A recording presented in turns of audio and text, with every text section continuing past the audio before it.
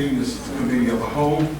We held at Rich Township School District 227, District Office, 205 Cicero. The time is 5:31. Can we all please stand for the pledge?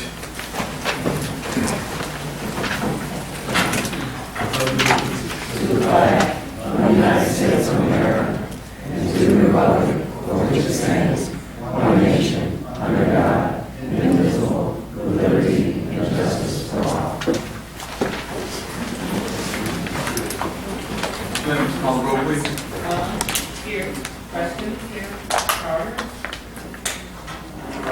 Here. Lewis. Here. Williams. Here. Alexander. Here.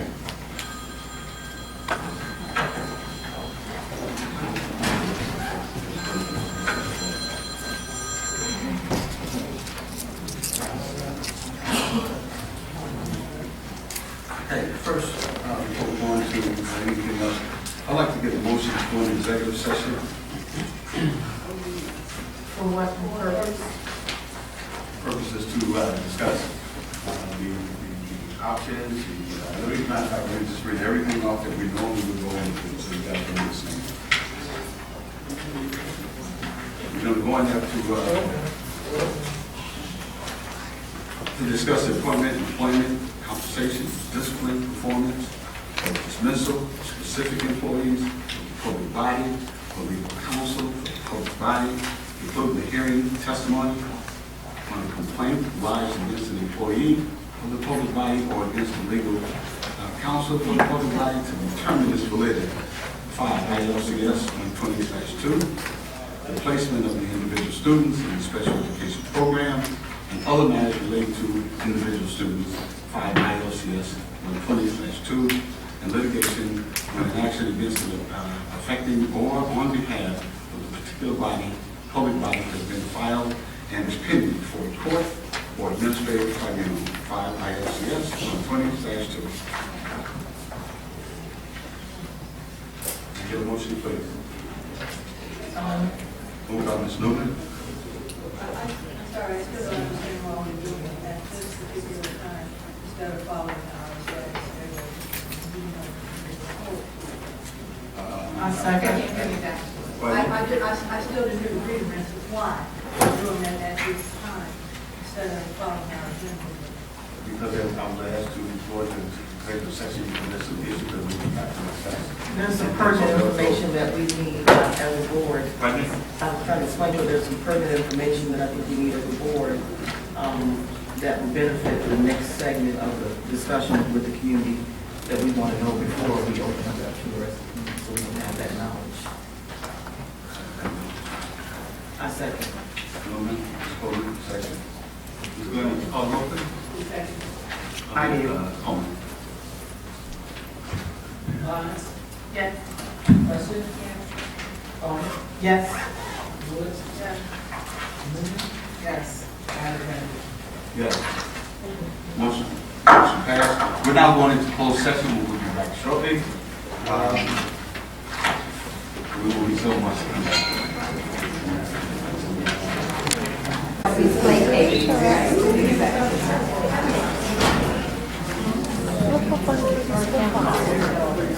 They're really cute. Those are cute. Oh my God, those cry. No, they're dogs. DAWGS. They're super cute. Where do you get them? Yeah, that's what I do. Yeah, I do. I can't stand it either. Can't stand it. I can't have different colors. That's nasty. I'm sorry. It's true.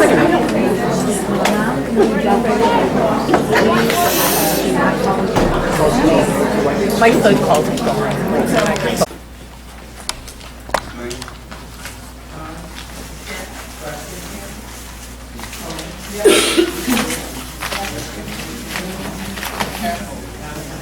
Yes, we're now back in the open session. First and foremost, let me say this to the audience. We were not trying to be rude or disrespectful. We had some business and board business that we had to attend to in regards to our students, and that is first and foremost. So again, I apologize for us leaving out on the back to going into executive session and then coming back out. So my apologies for the entire board.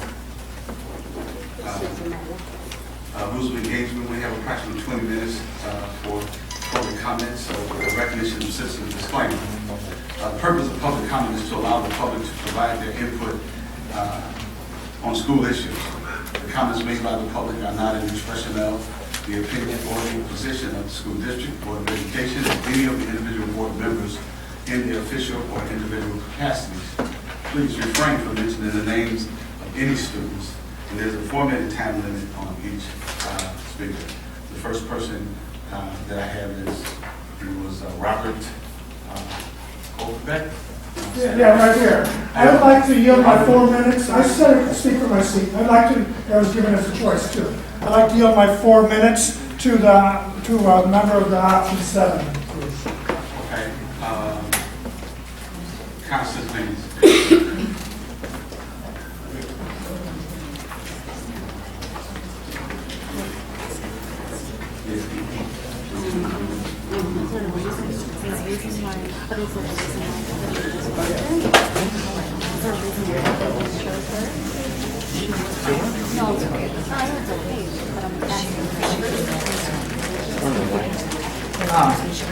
My name is Constance Means, retired educator and tax-paying citizen residing in Rich Township. The tax bill that for our family revealed that as much as 70% of my taxes go to pay for education in Rich Township. And here in Rich Township, we are plagued with failing schools. As a registered voter, I voted for School District 227 Board of Education members who I felt were reasonable and responsible. However, the functioning of our current school board is concerning, especially when I see a board who is being led by its hired superintendent instead of the board leading its superintendent. This is where I began my case this evening. It is important that relationships on boards are strong and effective. I don't require that everyone love everyone, but I do require that our elected officials work well together with pinpoint precision focus on improving the educational programs offered to our learners.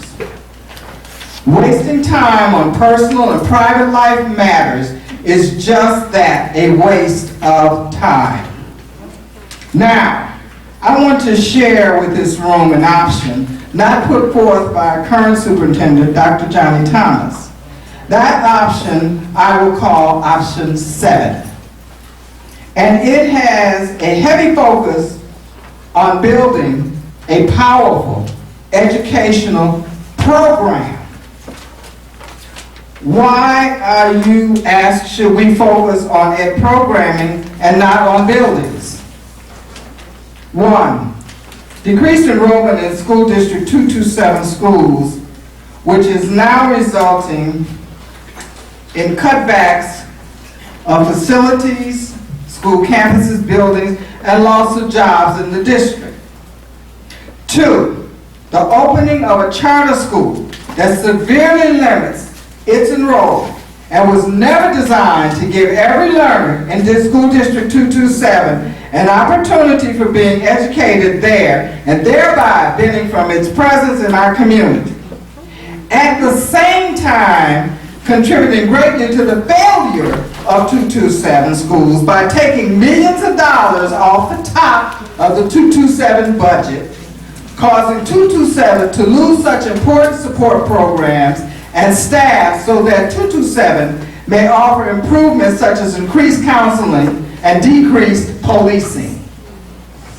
School District 227 Board of Education is strongly encouraged to move away from the failure model onto the success model that will focus strictly on the learner. In this model, the dichotomy is a relationship between the full support of teaching to the full support of learning. And that dichotomy is uppermost to be met. The administrative role within this model requires that all educational leadership those stakeholders, beyond the full support of teaching to fully support learning. Parents are a stakeholder. They are in educational leadership. We educate the children that are sent to us. We need to pay all of our stakeholders, including community, business, all of them, pay attention to them very closely and give them an opportunity to guide our leadership on school matters. Examples of what some of the changes look like. Tim, would you start it over, please? She had read something having all Yield 4 4 minutes. minutes to you? Yeah, someone will be 4 minutes. It's okay, wait.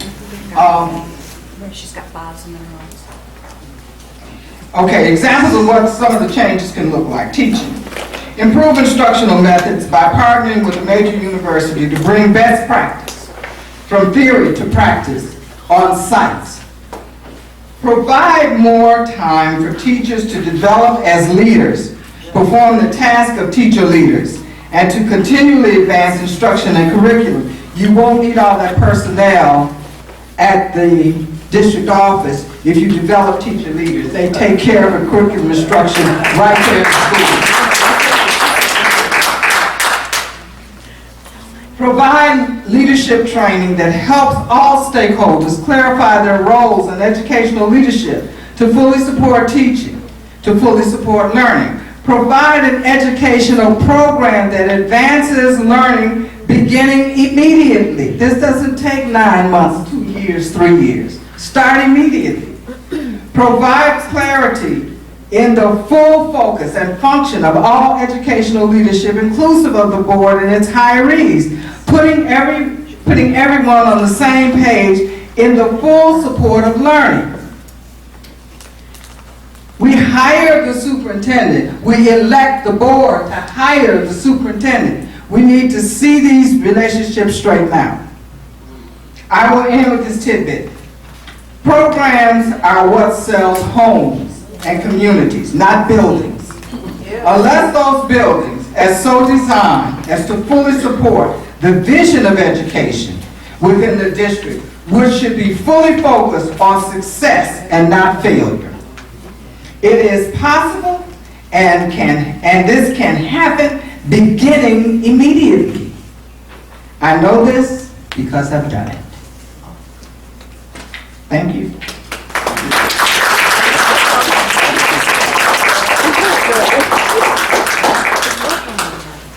Portia Mazzari. Hello.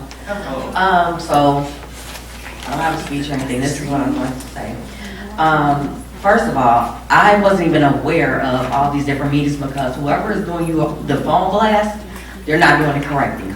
So half the message is coming through and half of it is not. And I don't know if that's intentional to keep people from coming to speak on the issues or what is going on. I've also spoke with people at Rich East regarding it, and I guess they sent the email out, whatever. My concern is with the school closings is that I don't know where you all at with it as far as trying to do Lincoln Way North, or if you're trying to build a whole new building or whatever. You all knew about this 6 years ago. 6 years ago, everyone knows that Rich East sits on a floodplain. And 6 years ago, you all got awarded millions of dollars to put into the schools. At the time, Dr. Leak was the superintendent on the board at the district at the time, and she had architects coming in. Due to Cheryl Coleman and a few other people being vindictive towards her, y'all got rid of her. And what's so funny about it is she's now the vice chairperson at ISB. Same person that could have been helping the district, y'all let go. But I'm not here to advocate for her. My thing is, I have an incoming freshman. You trying to bust all these different kids, if it's in Lincoln Way North or a whole new building in Madison, wherever you trying to do it at, it's not safe. These kids have come from different backgrounds, different communities, different upbringings, or whatever the case may be. They do not need to be all in one building together. Each building is tailored and geared towards those particular students. When you mix in different areas and different kids, you're going to cause a problem. On top of bus transportation, I pay $8,000 property taxes in Park Forest. I refuse to have my child to have to leave Park Forest to go somewhere else to go to school when I'm paying good money for him to be at a school in his district. in his township. And on top of that, Anthony DeLuca, you had administration, you had all these different people that tried to stop legislation from happening about 6 years ago that would prevent the state from trying to take funds from the students. Every single kid that comes to your school gets $6,000 per student. We lost so much money because of this charter school, and it could have been taken, that money could have worked towards building up our schools and making sure that we can keep it running accurately, but it's too many people that's vindictive on these boards. A lot of people on the boards don't have good intentions for these kids. Some of them just here for the free trips, going to Cube in Miami coming up, going to the IASB Joint Conference downtown. Some of y'all are just using the system as you please, and it's not right. To Dr. Thomas, nothing against you. I like you and everything, but I feel like you need to reach out to probably another superintendent, go to the superintendent commission, Craig Jackson, whoever you need to talk to, and y'all could come up together and figure something out. You got somebody that's the vice chair right now. She knows how to get grants, different things going on. Reach out and talk to your fellow superintendents, because they do have different things. Don't let the board run you. Yes, they hire you, but they should not be interfering with the day-to-day operations of the district. That's number one. Two, this ain't all of their profession. Some of these people are not even, in the education field. So by them not being in the education field, they don't understand what a budget is, budget line. They don't understand what it takes to really run the district. So unless they actually in the education field, they're just giving you information and what they think is right, and they're not even going by the Illinois school code or anything. They just doing what they think is right. Please do not shut down these schools. These kids need it. My kid need it. And trust me, I'm gonna be at every meeting expressing my concern until something happens.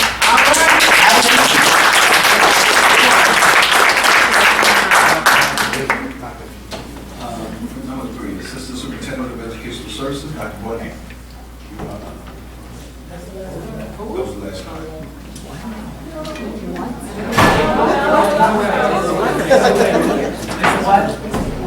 What did you say they said? Come in, speak right to the board meeting, the committee of the whole.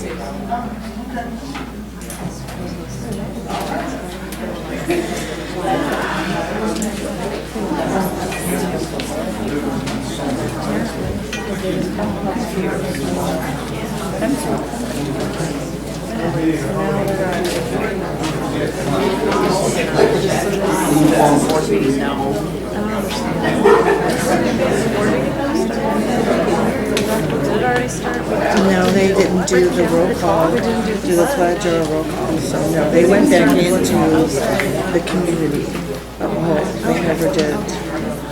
Good evening, school board.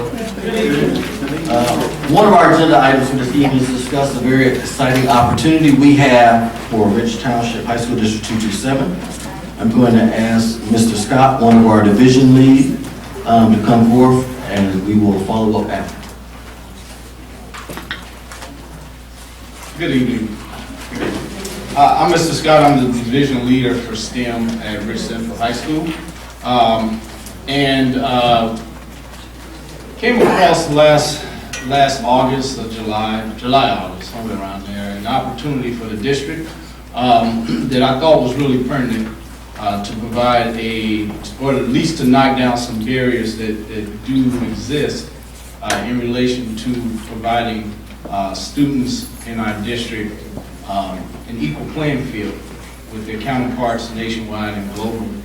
And being a teacher and an admin, they gave me a unique kind of scope on things, because as I had the opportunity to learn and use some of the resources that we have in the district that require students to engage through technology, I ran into some obstacles, and obstacles with students in class that was really genuine.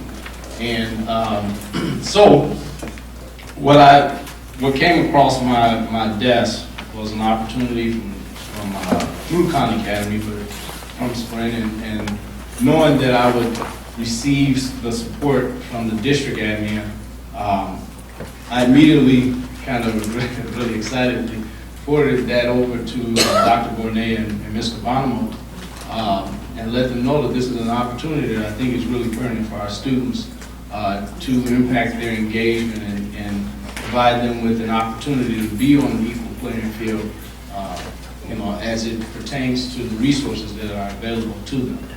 So with that, Dr. Bonet and Mr. Baumel kind of ran with it, and so they're going to get into the opportunity that has presented itself. So in partnership with the 1 Million Project Foundation, which is an organization that sponsors devices for schools, allowing us to have access, allowing our students to have access at home as well as during the school day. With this in mind, we have secured that donation, which will provide a device for every student in the district, regardless of socioeconomic status. With that being said, that device will actually support some ongoing innovative initiatives that the district has, including our one-to-one initiative, where we were planning on providing a device for these students. The device will take the form of either a cellular phone, which will provide a hotspot for students to have access at home, but it will also be a device where they can actually use the internet, and that internet provider will be Sprint, and they will provide that usage. In terms of what we need to do to implement it, we have already worked with our legal department, our business and operations department, as well as Ed Services, to make sure that we are in compliance with the contract and those terms, which means we have to find a way to secure the devices, find a means for distributing them and allocating them and maintaining them. All those responsibilities fall back on the district. We already have in place an acceptable use policy, which governs the use of all district-issued devices. This 1 million device will actually fall under district-issued device, as we are issuing it to the student. Students would actually sign off on a contract, their parent, accepting ownership for if the device is broken or damaged. And because they are going to be able to transport this device home. We're working on the Ed Services end with our campus administration and our teachers now how to support them with this technology being able so that students have access to other resources during class time. And so we're hoping that the impact for this for students now will help them be more successful and remove some barriers that they may have, which will also impact student achievement. So now students can continue to work on all of our supplemental resources that are online or at home, regardless of if they had internet service. Just make sure that I have it there, each student in each campus can do a device. Yes, ma'am. They can use the devices, they can also take the devices home. And Sprint is Yes, ma'am. Other questions? With the time being of the essence, we'd like to include this at our next next immediate meeting to get approval, because it's not only approval for this board. And thank you for that research. Next item. At our last meeting in May, the school board requested that the non-traditional program, Star Academy, be brought back to committee of the whole. And so I wanted to come back with an update for the board regarding where we are with that original program and just let you know what some other options are. So at our last discussion, I believe which was in April, we had presented to the board the non-traditional program, and a significant portion of that was the partnership with Knoll Education and Star Academy. We have gone through several meetings, including campus administration, including also meetings with the site visits, as well as the association, to address all of the pertinent concerns and questions that all the stakeholders have regarding implementation of that new program. We still have some issues to work out regarding specifically around implementation timeline. Our original design was to have that ready to launch August 14th, the first day of school for our freshmen, or August 15th. And because we did not hit our approval, we have to adjust our implementation timeline. From board approval, Knoll Education needs approximately 6 weeks to order the equipment and furniture and to have it installed. And so with that being said, part of the update is having a revised timeline based on a revised launch date. So with August 14th not being the viable option, the other two options we are considering are second semester, meaning January, when we come back from winter vacations, or second marking period, approximately around October 1st. This revised timeline will allow the adequate time for furniture to be ordered and installed, as well as professional development that's required for the staff for the Star Academy. With that revised timeline being suggested, we will have to go back and renegotiate our contract. So we will have to use our law firm as well as business and operations to renegotiate the contract based on the revised timeline. So that, based on the board's pleasure, will be the next step.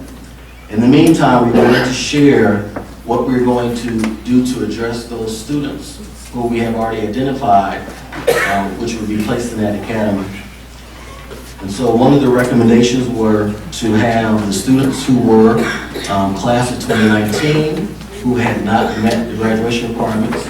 Those students would be identified to go into our current model, school within a school, but it would be a blended model where the students would still use GradPoint as its software, and then they would also receive direct instruction from a content area teacher, specifically reading, math, or a special education teacher.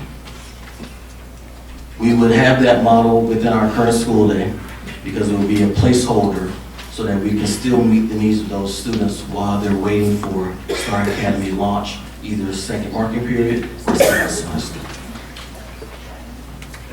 In terms of staffing, it will be level staffing. We currently have 3 teachers in place at each of our campuses who currently are scheduled to teach school within school. Those teachers could remain at their campus and meet the needs of those students we identified.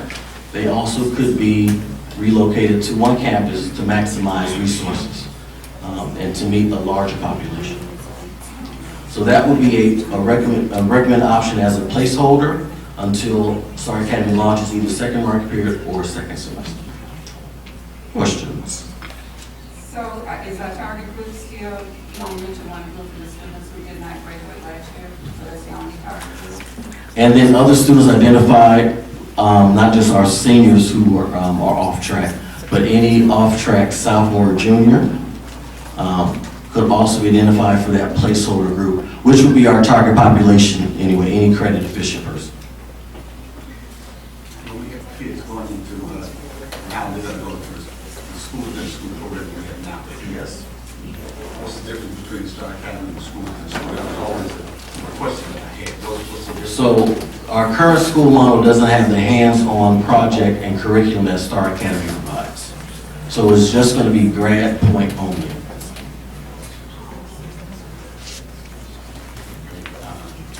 And how does that work with the MTSS program? So the MTSS program is separate from school within a school.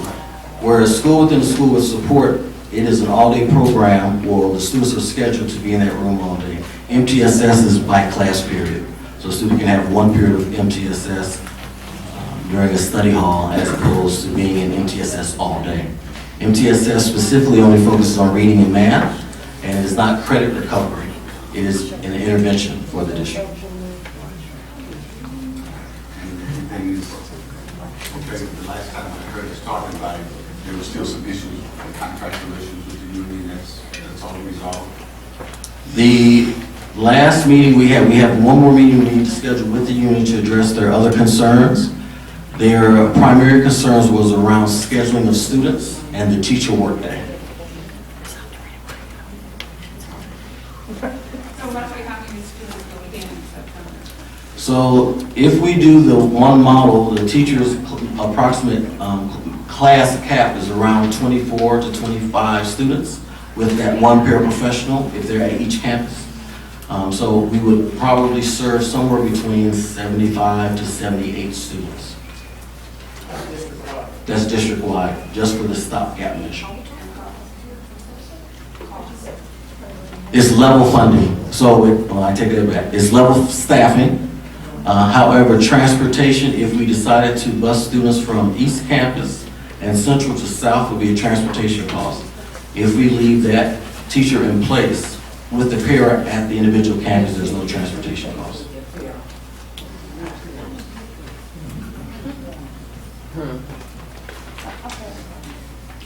Any more questions?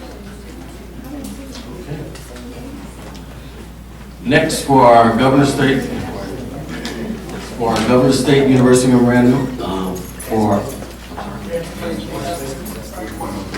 I'm sorry, I skipped one. AP, that's me. So here's what we would like to discuss.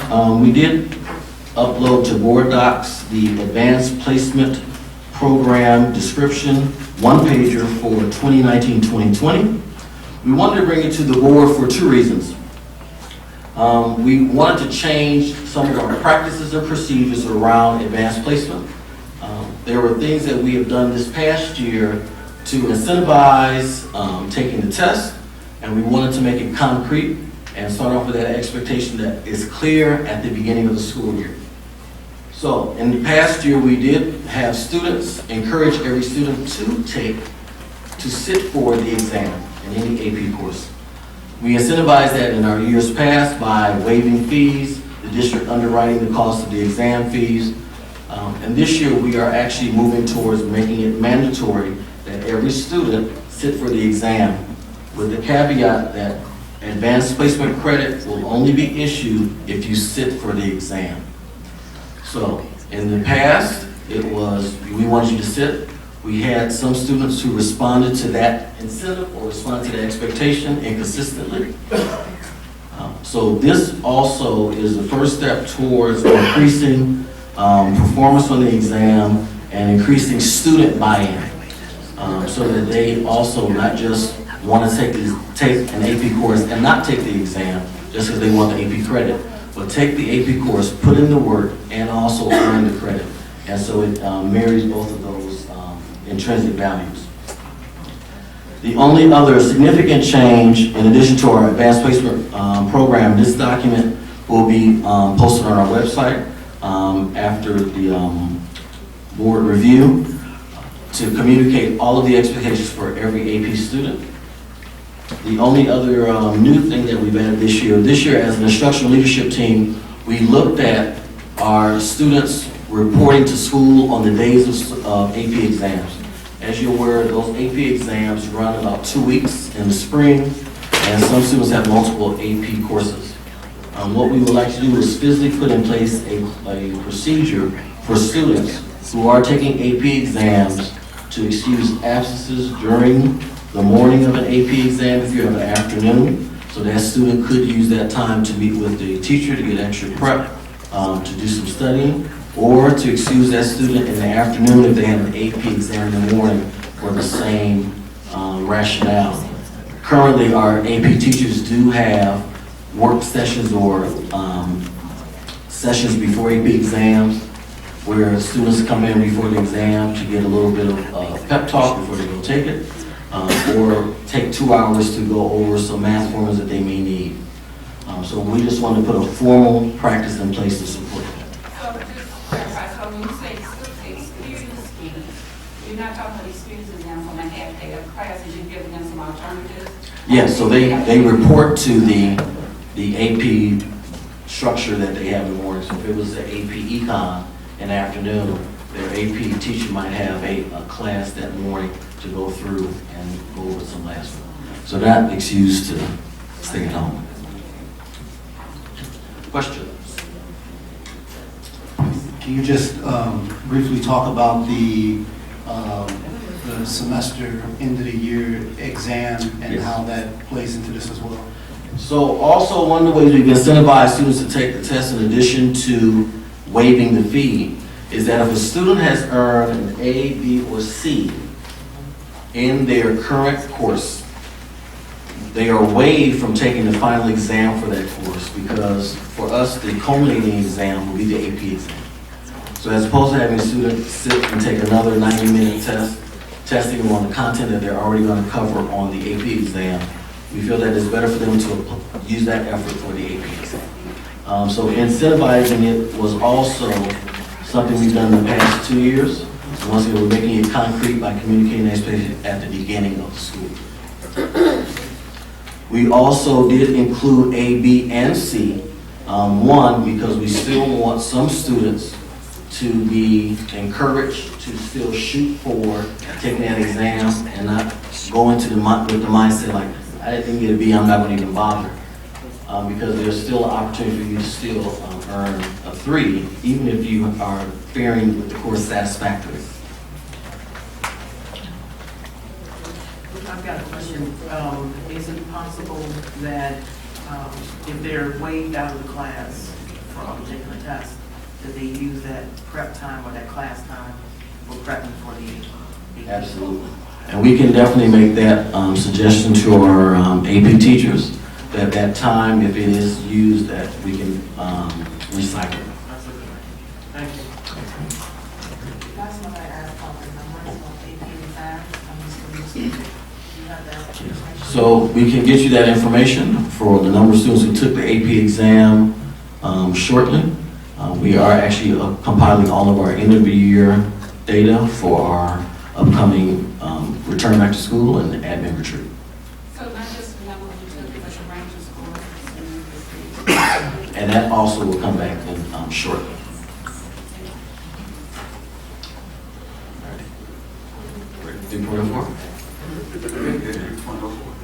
And now we'll have our coordinator for PD and grants, Ms. Peters, to come and discuss this MOU.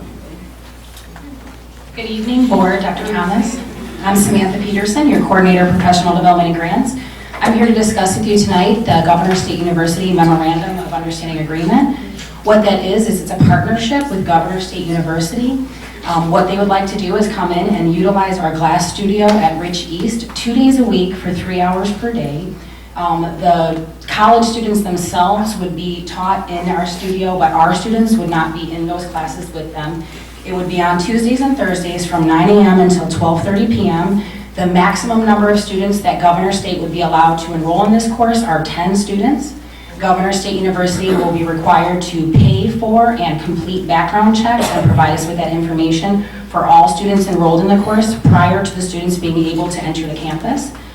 They will also then take the responsibility to start to pay for our program. So one of the things is moving it off of the grants that we currently have, but not into our district or local dollars, because then we can no longer pay for it through grants in the future.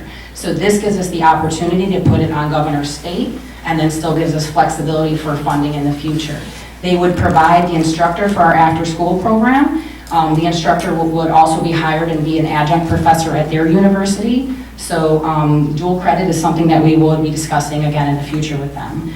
They will also provide and pay for the curriculum, so the curriculum development for 3 courses. Those courses are Sustainable Glassblowing 101, Intermediate Glassblowing 102, and Advanced Glassblowing Concepts 103. They will pay for all of the materials, including natural gas, MAP gas, glass color, glass cullet, and tools, up to $4,000 per semester for our program, and they will also cover all of the costs for their program. They will donate to us an annealing box, which is what we need in order to cure the glass. We don't have a current one. We have one now, but it's just not large enough for the capacity of our own program. The cost of that is $3,500, and they will donate that to us. They will also open up a full ride scholarship for starting in the school year 2019-2020 in the visual arts avenue, specifically for the glass arts. And so that would allow our students to apply for that full ride scholarship to Governor State. They will also accept any of our students who enroll in Governor State to apply for what's called portfolio review. And so the students would then be able to show their work that they completed in glassblowing courses here at Rich 227, and they will be eligible then for up to 9 transferable college credits if they enroll in Governor State. What's great about that is those college credits are transferable. So if they started at Governor State for a year, they could take those 9 credits with them to any school that they choose to attend. That would save them approximately $8,000 if they were able to do that, and then they'd be eligible not only for the Glass Art Scholarship, but also for what's called the AIM High Scholarship. And so hopefully by the end of next year, we'll be able to have a student have a full ride in this area. Also, the possible future implications are that Governor State University has a very strong grants writing department, and they're willing to partner with us. And so we'll have access to all of their resources as well as our resources as we continue to grow this program. Do you guys have any questions for me? Congratulations. It's only a year. Am I correct, a year? That's correct. And we have an internship in New York as a result of it, and this, I think you've done a fantastic job. Thank you guys so much, thank you. And thank you guys for supporting the students. I know the students have wanted to come here almost every day that we've had a meeting to tell you guys how much they feel like they need the support of the board, but we keep reminding them that they already have it. So thank you guys. Thank you.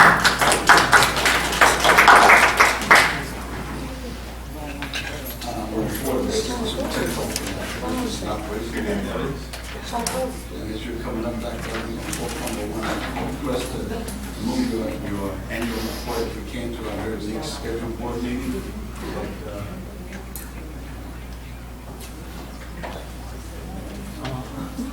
So we have 4.02. Good evening. Good evening. I just wanted to take a moment to talk to you about the district band uniforms. At the next board meeting, we will be bringing to you the response to our request for bids for the uniforms. Just to catch you up, in the month of March, we had several meetings at all campuses with students and parents and band directors to discuss the merging of the bands. And the purpose of this was to maintain a viable and effective band program in which all students can have a deeper, richer experience in the band. As you know, Central is the band that does all of the wonderful things. And South and Central also. We absolutely.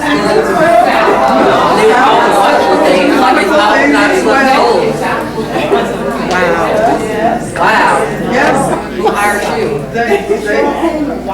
The other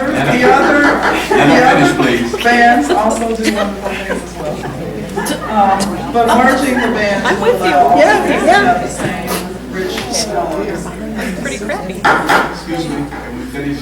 So what I wanted to do is bring you a sample of the new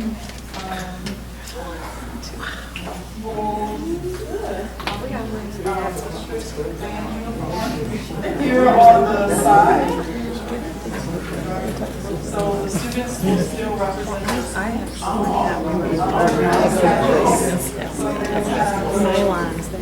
The band uniforms, but if they belong to Central, they'll have a Central patch. If they're at East, they'll have the East patch. And if they're at South, they'll have the South patch. And then, in addition to that, the patch will also have Velcro that represents this. We'll also notice that there is a new logo. And this logo combines all three. The Rockies, the Olympian stars, and the and if you look into it, it makes a lot of art. Oh, now that's pretty cool. Very nice. And then the colors will be the district colors, which is black, red, and white. And then before you is, if you want to like take it home and look at it later, love it. This is the new logo. So next meeting we will bring you the warm-ups. The warm-ups are, yes, these are the warm-ups, mock-ups for the warm-ups as well. So that's what they will be wearing at the Buffalo Way the first time they can get their uniforms for the meeting. So it will not only be the band uniforms, but also the majorettes and the other groups that travel with the band. That will be it.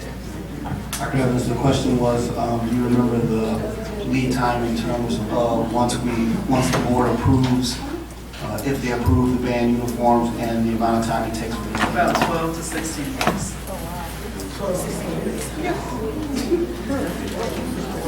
Wow. Are there any questions? Other questions? Thank you. So next, I will bring Thomas to talk about Go Guardian.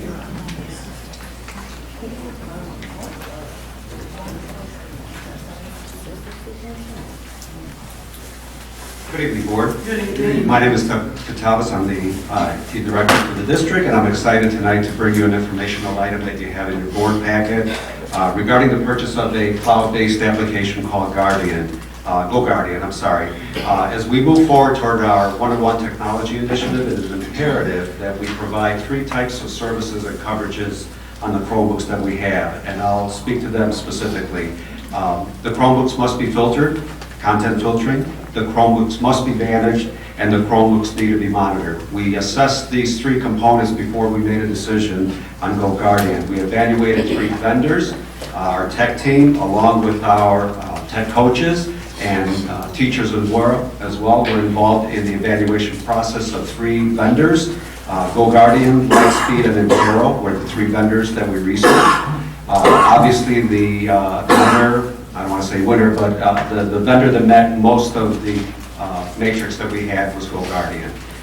You have the proposal within your board packet, and I'll ask if there are any questions regarding the application. Again, the purpose is to content filter, not that we do not content filter now, we do content filter, but this is more important as the equipment will be, as you heard earlier, not as well with the 1-minute device project.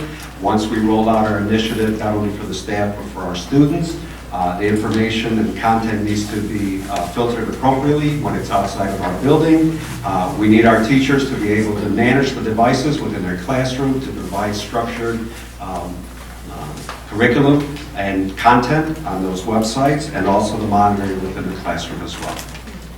Any questions for me? Thank you. Yes, ma'am. How did you decide that Go Guardian? The tech coaches, along with the teachers involved, actually made the recommendation as a committee, as a group. They evaluated it over 3 months. They actually installed it within their Chromebooks, within their classroom, and were able to model the experiences from all 3 vendors, and hands down, they chose Go Guardian. Thank you.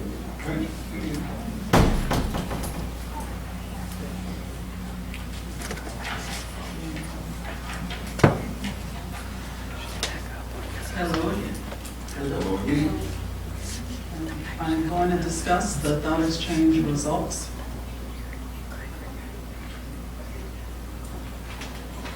So while Ted is loading us up, I just want to remind you that the thought exchange was open from Thursday, June 20th through July 11th.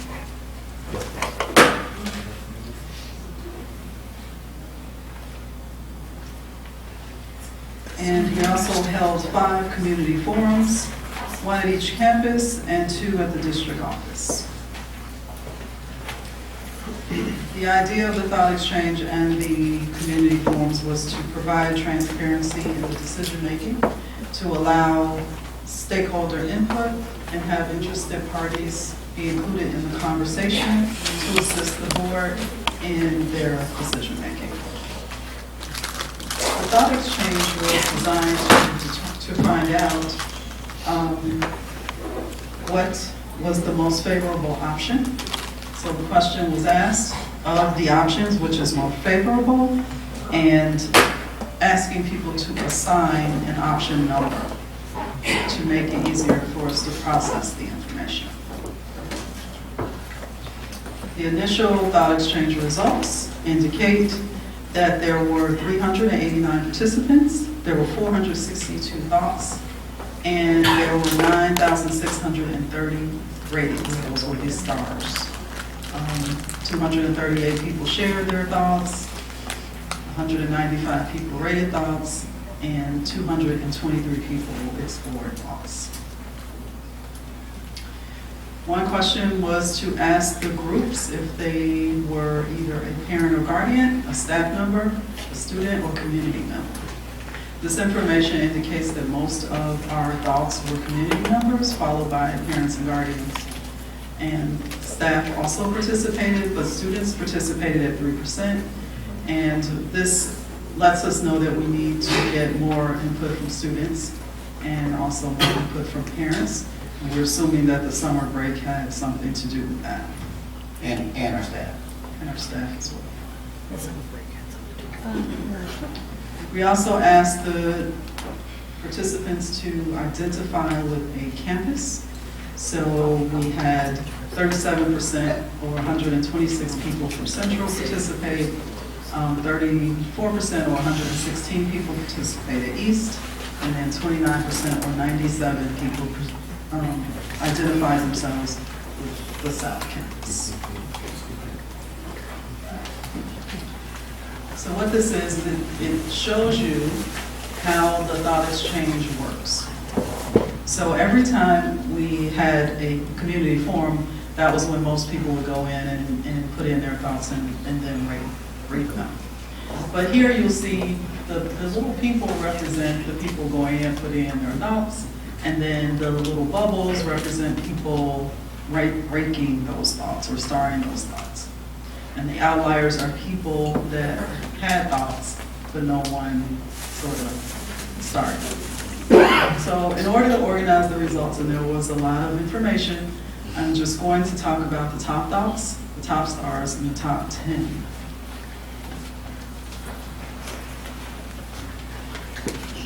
So when we look at the top thoughts, you can see that option 6 had the most thoughts. And in this chart you can see, or in this bar chart, you can see that option 6 had positive thoughts, but it also had negative thoughts. So the highest bar, or the highest ranking thoughts, and probably because it's so controversial, was option number 6. And option number 6 is the only one that has both positive and negative thoughts. The next highest thoughts was involving option 3B. As a reminder, option 3B is to demolish East. That had a lot of input on thoughts as well. But the overarching, when we look at the top 10, would be the need for more information. And because there was a need for more information, that tells us that there's the possibility that some people could not make a decision on any of the options because they needed more information. And that's followed by option 1, which, just to remind you, was to repair all buildings.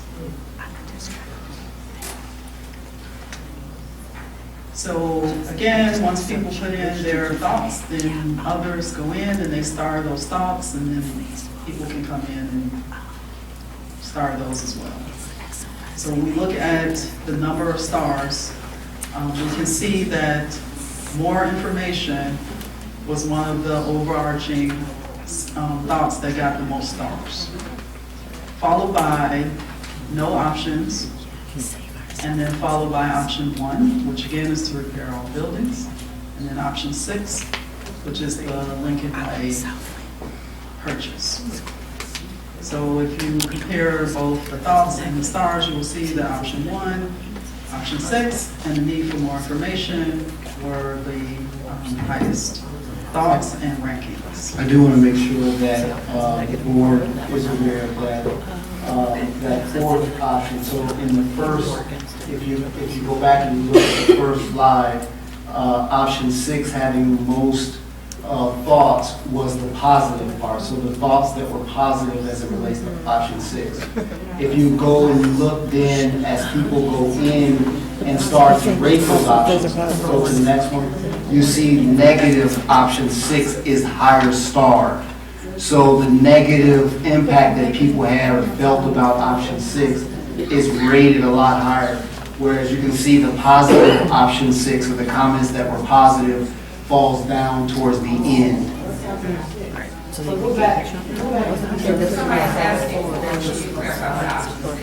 option 6 was the purchase of Lincoln Way North and renovating one of our existing sites, which for our model was south. And so on this slide, as you can see, option 6 has two, it's the only option that had two determinants, one positive, we see the plus in front, and then one negative. And so they didn't garner enough discussion to garner a negative or positive, plus or minus. Option 6 was the only one that garnered that kind of discussion, because it's so controversial. We don't look at the negatives, they're not looking at everything. You guys, please keep it down in the audience. This is me, please. Maybe clarify, because you know that this is the input that we got. Yes, so this is the feedback or the information that came from the thought exchanges over that period of time. So these are actual thoughts that people entered into the system. They're their direct thoughts, they're raw data. Nothing has been manipulated.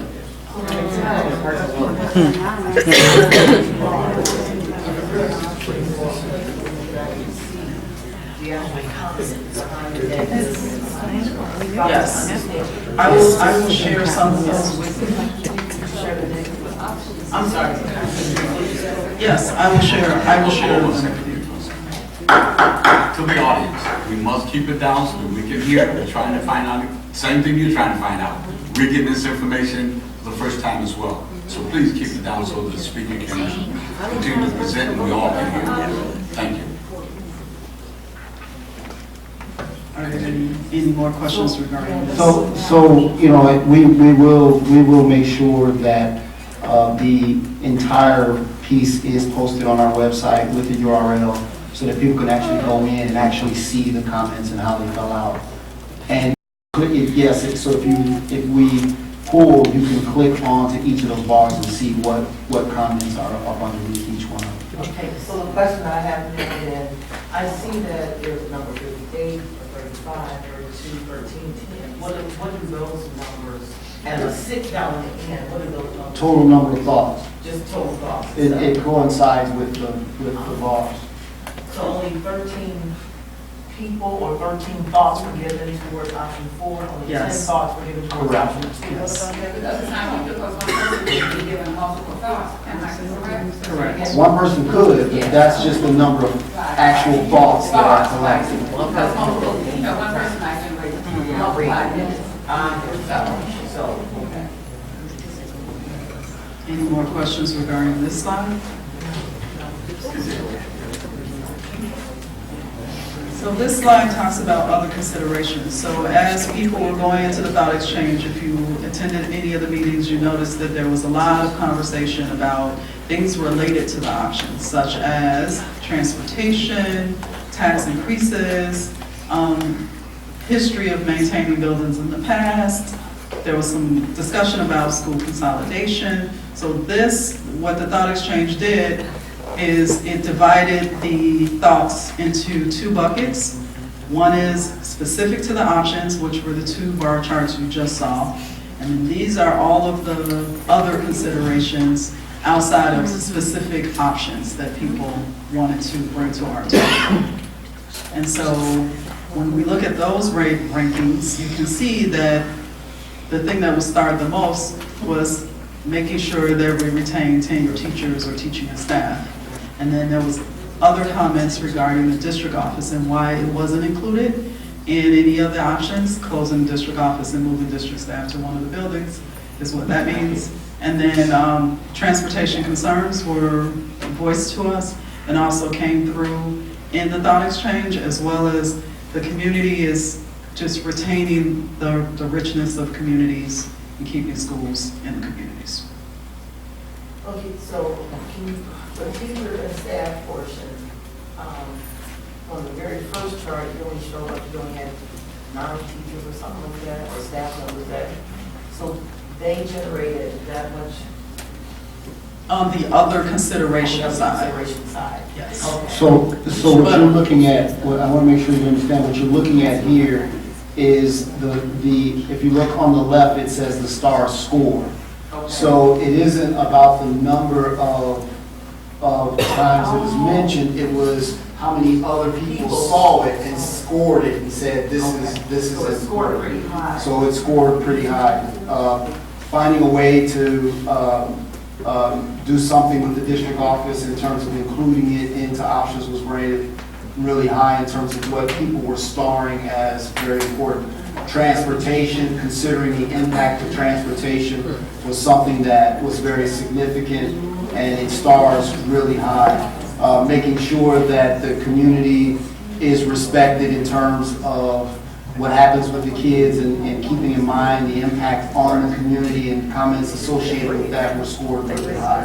And so these kind of show those other considerations that didn't talk about options, but things that the board should be paying attention to, especially since needing more information was actually the highest of the thoughts in terms of starting. It was the highest.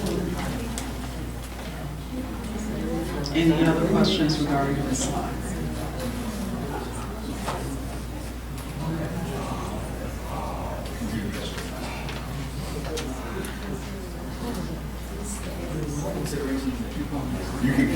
Okay. So now I want to talk about the top 10 results. These are actual thoughts, and they have not, I didn't clean up anything, so what you see is what was entered into the thought exchange. So understand that when you see the number one ranked item, that is ranked number one out of 376 rankings. Thoughts. So as we said and you saw earlier, the need for more detailed information to make a decision was the highest ranked. Number two was a need for a clear discussion of the various options, costs, and long-term effects on community.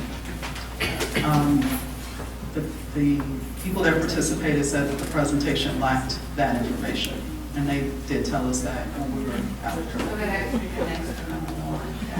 Yes. Next would be students deserve to be considered when ideas of changing schools first. So this lets us know that we need to make sure that we consider students in any decision that we make. And also in this thought, the idea of the distance and ensuring that students weren't being bused far away. So a part of that one too was busing students away from the neighborhoods into other areas takes hours. And so making sure that there are thoughts and consideration around what impact that has. Next was the need for schools in our area to attract new residents, and also busing again to lower taxes. So that's ranked 4. Ranked number 5 is to post a study outlining the non-financial pros and cons of each option, because those were the things that were not mentioned in the presentation, and people felt like they needed that information in order to make an informed decision. And that was ranked number 5. Number 6 were the political implications of the Lincoln Way North purchase. People talked about not wanting to have empty school buildings in our communities. That was ranked number 6. And number 7 was 90% of Rich East students walk to school. Yes. So they're concerned about students being bused as opposed to being able to walk to school every day. Rank number 8 was to keep kids in local areas and consider them first. That was number 8. And then number 9 is the person was confused why there wasn't an option closing the district office, which you remember seeing that in the bar charts as ranking high as the stars, and having the district office move into one of the schools. And then number 10 is the person was opposed to option 6 and did not want the children to, or taxes to go to Harlem and Toledo County. And they So this option, these are the top 10. So this is ranked top 10. So a person went in and said this and other people agreed.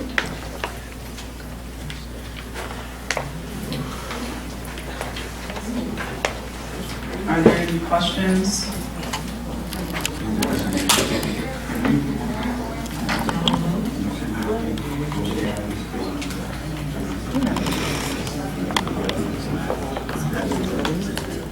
I would have not only of the students, but the actual property values and things of that nature within the community. And then there were a number of comments that also talked about really looking at programming and making sure that we have a viable educational program and not having the facilities, drive that piece. Those were some of the comments that came. Research about what happens when a school closes in a community and the buildings are boarded up, what impact that has on property values. What does it mean in terms of taxes going to another county? As much as we tried to clarify that, there was in my opinion, a sense that there needed to be more information out there about what that truly means and what that looks like, if that is something that is a serious consideration, but it is one that causes a lot of anxiety amongst the community. And so there were just a lot of questions in terms of they felt like that our focus was only on the impact on taxes and the amount to fix the buildings, but not enough information about what these options would do in terms of overall programming and its actual impact on the community itself. So we focus on the financial, and people want to know also the social. They, not only the social, but they also wanted to know the academic. So if what would programming look like? Where would the boundaries look like? Where, how long would kids be on buses? How much transportation costs would be? Very specific all those type of things. Very specific information about the plan. Okay, so with doing a study like that, with all of those options, I think what would happen is we need to narrow down the focus. If it's, because your study on transportation all depends on which school you close.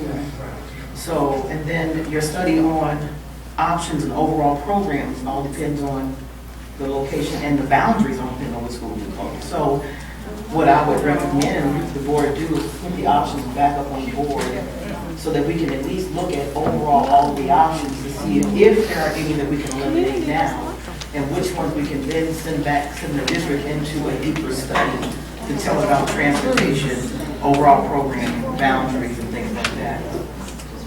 That would be helpful. That would be helpful, but that would probably make sense. We're going to use the data that we have from the thought exchange, okay, to make sure that you guys are prepared and get us more information, because we're going to have to. You're right. We are going to have to narrow this down, narrow this focus down to know exactly what we're going to be working on. So we're going to. The options. Just the options. Minimize the options.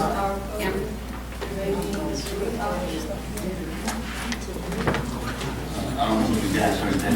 The question, can we narrow our focus to make it 3 options versus 6?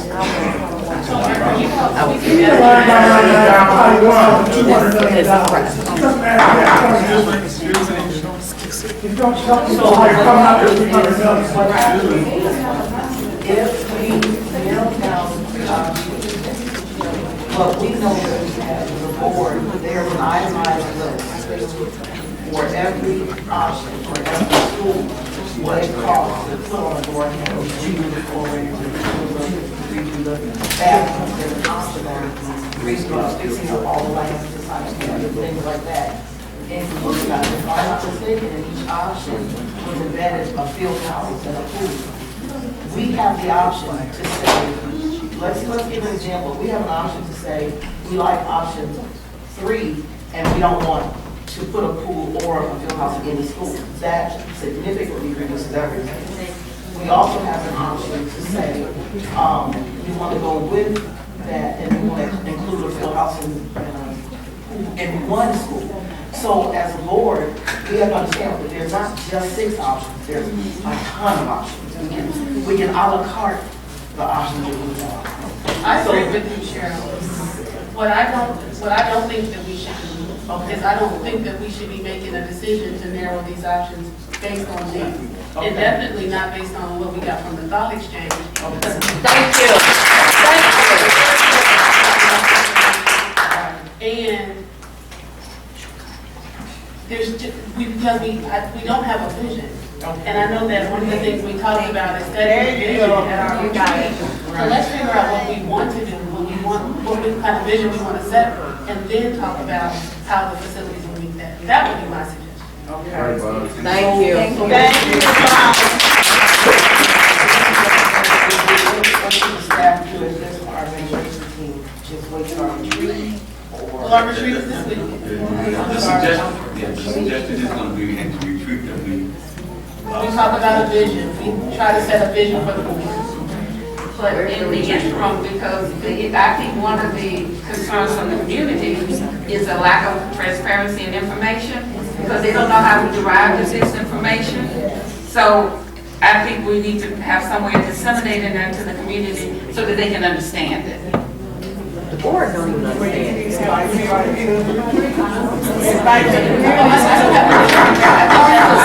But I think that we keep it out of the audience, please. We have to hear it in order to be able to give you guys facilities for what we're looking for. We have to be able to converse up here, please. absolutely we need to give the information, but I think piggybacking off of Cheryl's comment, once we set our vision, then we can say, we can tailor make options to fit the goals of the community. So that will be one of our focuses at our retreat, is to work on our visions, what we vision the district to be, educational program, and it's going to help us to tailor the building to what of our programs are. So I want to remind you, we have a vision. I think we want, as what she said, is how do we integrate what we're doing here with the vision that we have? Because we have a vision, unless we want to modify that vision. Well, because we do have a vision in place, but. Well, I know we have a, I don't know that we have a specific vision for what we want the schools to look like.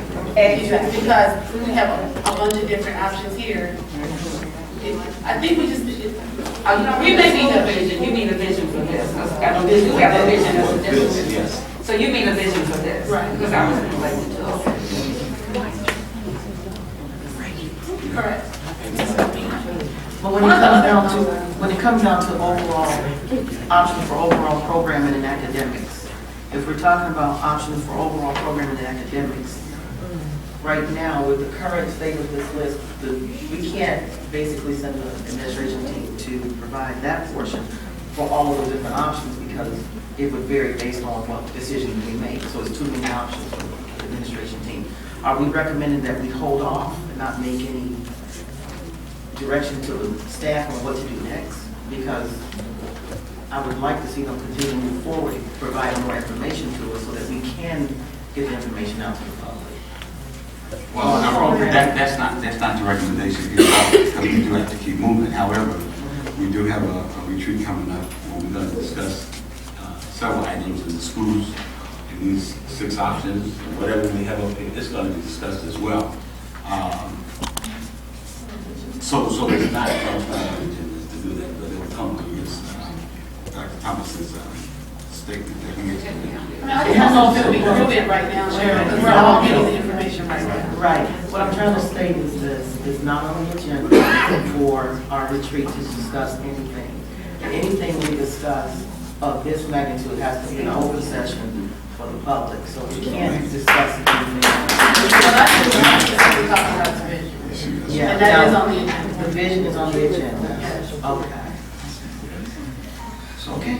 That being the case, I'm sorry, what you're saying is discuss the visions, get some clarity as to what we want, then come back and make a decision on the options. Yeah, that is what I am suggesting. Be related to the information. If I can help, I think what Andrea is saying is using the information gathered here, the board create a compass or a guide that for what they want to see based on the input that they're getting here. And then from there, then begin to put a plan in place to give us some recommendations on what next steps are. Is that right?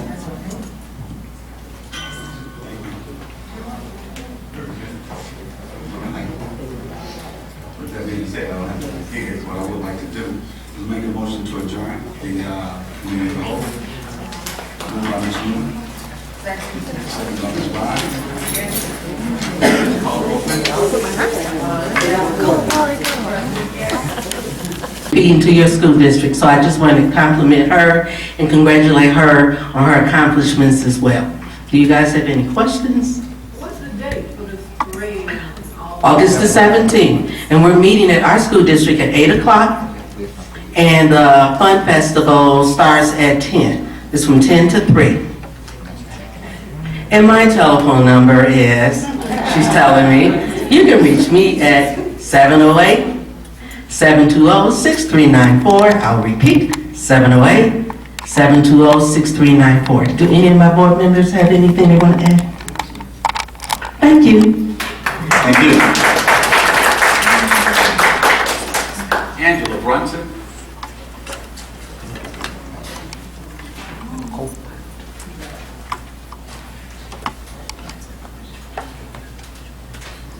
Good evening. Good evening. My name is Angela Brunson. I am a resident with students who attend 162 and 227. I'm speaking as a taxpayer and also an advocate for our students' education. And I am asking that the board take allegations of unethical conduct by Mr. Alexander and deem him as unfit to be the leader and president of this board to move forward. As a taxpayer and also students, and although all of my kids are out of school, I feel that some of the things I've heard about Mr. Alexander during the election and some of the things that are coming out since is embarrassing. But more important is cheating and stealing from out of my pocket. And it's also taking education lightly, and students who should be benefiting from some of the things he's doing, including using the district's attorney on his behalf. Shame on him.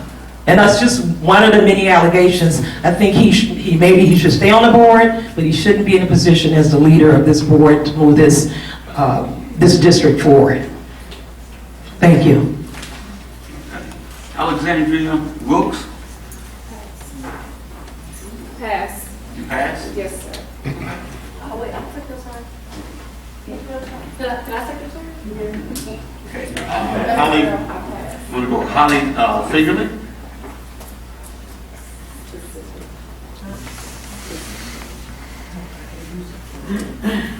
Good evening. My name is Holly Fingerly, and I'm a lifelong resident of District 227, former bank examiner, commercial construction office manager, tax preparer. I was a graduate of Rich South, homeschooled my son. He went to Arcadia through 3rd grade, looked at performance, and decided to homeschool him. I want to present option 7 for 227 on behalf of the community. In 1 week, we got 408 signatures on an online petition in comparison to the 376 thoughts on the thought exchange. And basically, this petition requests additional information, greater transparency to evaluate a new set of options. So I appreciate that in the presentation of the thought exchange, that came through. Thank you for that. You heard what we were saying. Our petition also states that an increase in property taxes is simply unacceptable. It states that dislocating 227 students to Lincoln Way North in Will County is unacceptable. And furthermore, it's become clear to us that none of those 6 options, as they're currently presented, are in the best interest of the students, the residents, and the stakeholders of the So we're asking the board to work with further community input to come up with better options that address improving enrollment, figuring out why those numbers in that historical enrollment study that you did, what's going on? Why are those kids going to Marion? Why are they going to Southland? What is it about the programs? What is it about the facilities? Help figure out that piece and then offer that in your new buildings and make that drive. How can we attract new families? Because raising taxes, that's not going to bring new families into this district. And we know that there's a tough decision to make. We know that you've got facilities that will hold 6,000 kids and you're looking at 2,500, but we want to have faith that you've got good information to make good decisions, and right now we just don't have that. So we want you to come up with a comprehensive plan, improve the performance of the district, get creative for other sources of financing, because the tax assessor for Park Forest came to a meeting and said the rate is 36% for Park Forest. We can't afford a 1% increase, let alone 3% to 15%. That's not going to attract new families into this district. And when families talk about moving into a district, they look at school performance, they look at taxes. And then that drives commercial investment. And we know, looking at, we've got that big hole where Lincoln Mall is, Park Forest is struggling to keep businesses afloat and attract new business. So please take that into consideration. You only have like 8 seconds. Okay. I've got people that are going to donate their minutes. So the current approach is backwards, as Connie talked about. We want you to focus on the programming, not the buildings. Okay. Leighton Whitaker? Yes, sir. He's don't. You're going to yield. He's yielding. So together we can foster a strong community with those in this room that are engaged around these 6 options. We need to continue reaching out to the community, rebuild the reputation for academic excellence into Rich Township. Frankly, option 6, it appears on its surface to be a political backroom deal. We are watching, and it's unacceptable. That was the option that was presented as the least expensive, the fastest, the less hassle, but those numbers were missing big things, and I'm not an expert. I knew that in looking at numbers, you needed to factor in the cost of transportation, and finding out that 46% of your students are bused in, you should have been able to come up with some number to address that piece. The conflicts and the rivalries among these schools, they're real, and that was ignored. So you would need to hire additional counselors, do some sort of a team building weekend at Camp Manitoba. That's going to cost some money. You're going to need to bring in professionals for maybe the first 2 years, hire additional support staff. That wasn't addressed. The racial piece, the history of white flight going over to Harlem, that wasn't addressed. So for us, and we're not professionals, we don't have faith in these 6 options because we can see these holes. But narrowing down the options without looking at pros and cons doesn't make sense to me. And this process didn't lead with the kids, didn't talk about how this was going to improve their experience, improve the school's performance. Everything should come from that, as Connie has talked about. If you want more specifics about what was missing, I'll be glad to talk with you. I know quite a few of the board members know how to reach me, and I've got, I came in December with a whole list of questions, and frankly, I still have some of those. So we need to have faith that you've got a vision. I'm not seeing that you've got a vision to improve the performance of the school, to attract new kids, to keep kids from pulling out their junior, senior year and going to Marion, and losing additional kids to Southland Prep. So we just want you to come back with better options, and we'd like to work with you on perhaps a new committee. However we can move forward. We're here, we're engaged, we want better for our kids. We know you want that too. Thank you. Thank you.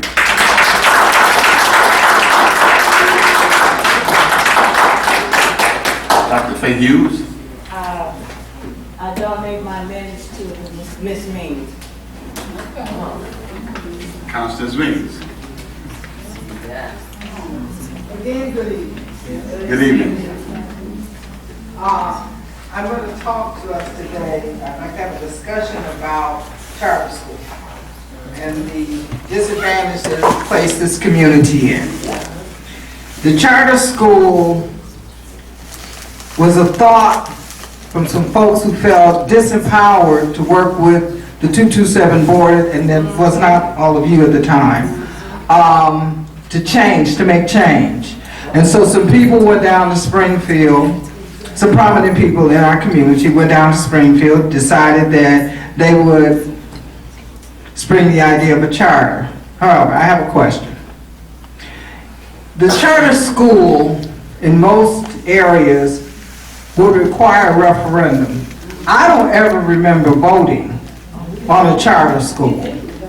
So I want to ask this board to consider putting that referendum on a ballot. Because I don't think that millions of dollars needs to be trimmed off of your budget, and then you're expected to operate like the charter is operating. You have to educate all of the children, no matter who they are, no matter what their abilities or disabilities. You must do that job. The charter gets to pick and choose. You do not. You do not. And so that's a problem for me as a taxpayer, because I pay for public education. The other thing I want to ask is, who on this board sits on that board? Hello. Who is monitoring the charter from this board? They're not separate entities. They're only separate entities because we allow it. And if we need to get to some folks in Springfield to let them know that they're taking public money to the tune of $15 million off of the top of your budget and out of my taxes, that's a lot of money to tell me I'm not empowered to go to your board meeting. And so you have to monitor your board. So we need to do some basic changes around here so we can get access up to our money. When students leave the district, they go to the charter, and if the charter can't handle them, they send them back to us without the money. So that means that the children whose parents are paying for 227 have to share their money with children who came and went. That's not fair at all. And not that I know that the world's not always fair. I do know that. At my age, I know that. However, I do know about this thing called the struggle, and we need to struggle to make it fair. I'm saying it to you because I think that you need some say-so on what that charter money goes for. Can you set the time to 3 minutes, please? Thank you. May I continue? Okay, so this issue on charter is very important to our community because it's sucking a lot of the life blood out of our school system. And we need to have the right to vote on that. So if the board is not going to bring a referendum, I need the rest of us to partner with us, SOS, to make sure that referendum gets on the next voting opportunity. We have a referendum. We need one. You need to hear whether or not we really want a charter. Do you agree with me?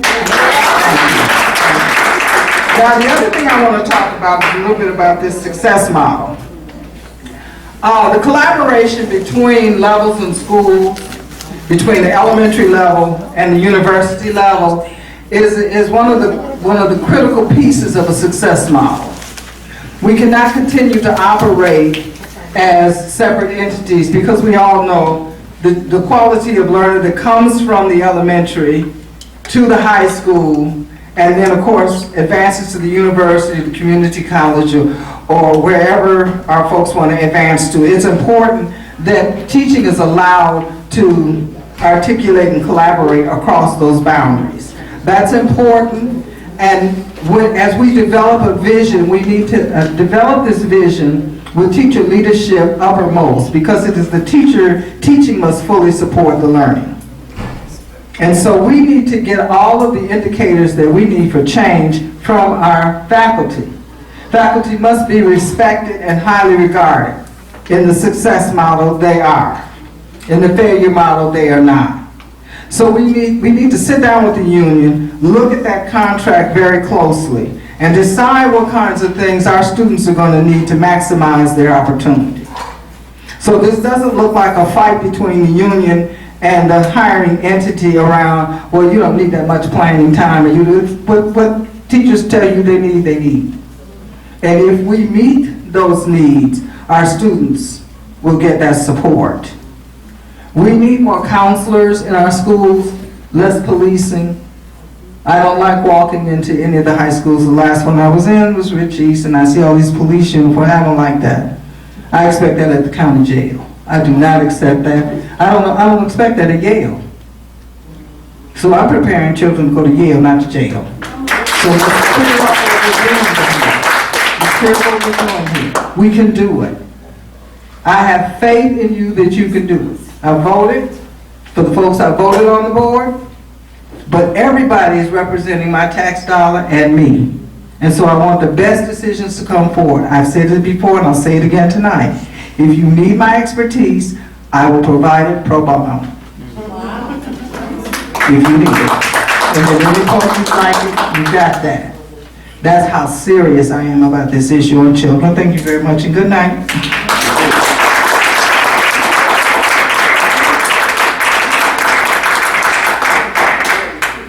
Christina Dupree.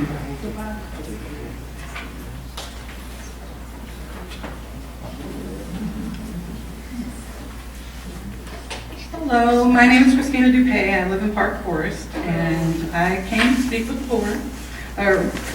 Basically, as I sit in the audience, and I've this entire time talked throughout the community, attended the community forums, one thing is apparent to me that there isn't a lot of trust between the community and this current Board of Administration, Board of Education, and I think that's something that needs to change.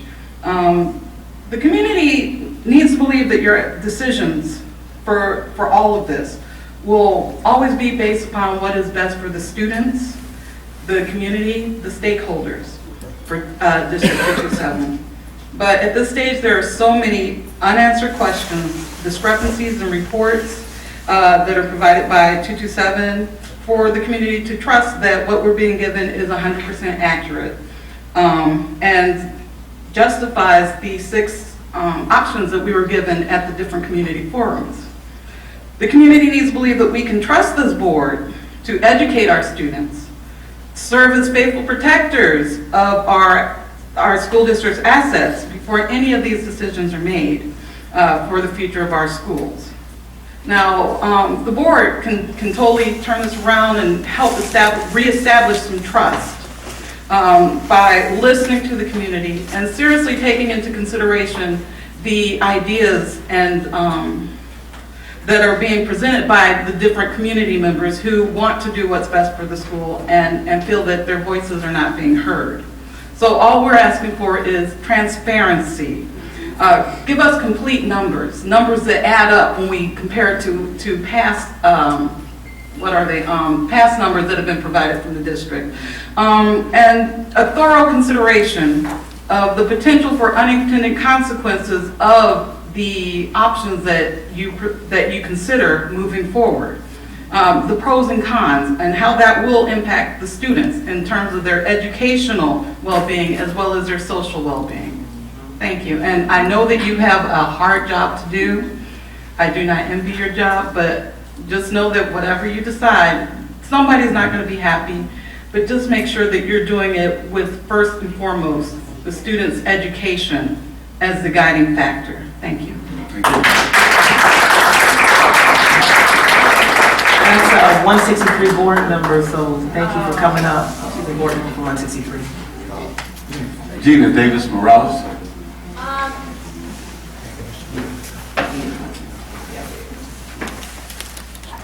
Hello, how are you all? My name is Gina Davis Morales. This is my first board meeting that I'm attending, so I'm learning a lot. I am a Park Forest resident and a business owner in Madison who services, the business services, athletes from age 10 through high school and college, and a lot of them are from the 227 district. So I'm here advocating for them as well as just generally the communities and the businesses, homes, values, everything. I just wanted to kind of mention, because I attended 4 of the 5 community meetings that you all hosted, and wanted to just mention the simple fact that if you're going to discuss a vision at the retreat, like you said you will, keep in mind that almost every person in the room at almost every one of those meetings felt that they should have been able to ask questions and receive answers before putting their thoughts into that thought exchange, which now you'll use as data. That's something immediately that I was upset about personally, but it was an uproar in this room, for the second meeting that was held. Just want to remind anyone of that didn't witness it. And then also, one of the things that myself personally, at our business that I see and hear and I'm always wondering about is the athletes who specifically transfer out of the district to get better scholarship opportunities because other local schools have better athletic programs. Athletic programs, I know, is not the whole piece. Obviously, we know that academics comes first. We always preach that to our athletes that come to us. You're a student athlete, not just an athlete. But I think that it's pretty concerning that, throughout the 3 schools, that there's lots of lack of success in the, organization and promotion and engagement with the other students of the athletics. And I think that that's a high selling point for people when they're looking to purchase houses and send their kids to a good district and thinking about college ahead of time. Our parents of our athletes think about college for their students from, 3rd grade and up. They're making decisions already. So just wanted to put that out there. I appreciate your time and all of your hard work. And I hope that we can, as a community, help and, work together for a good solution. Thank you. Thank you. Chairman Atkins.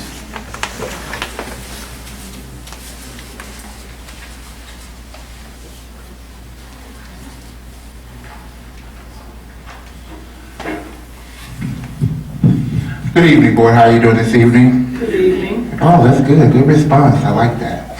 So, just want to come and, I do this once a month, bring back the same conversation, but with the same energy. And I think one thing that I noticed tonight is that we had a lot of people that came out. They came out at 5:30. They were here. They stayed through 6:30 because people are concerned about what goes on in their community. I think that this board, I started doing some research. I moved back in the South Suburban area, Rich Township, in 2013. I had been gone away, I moved back, and when I came back, starting back to 2011, this board started to change.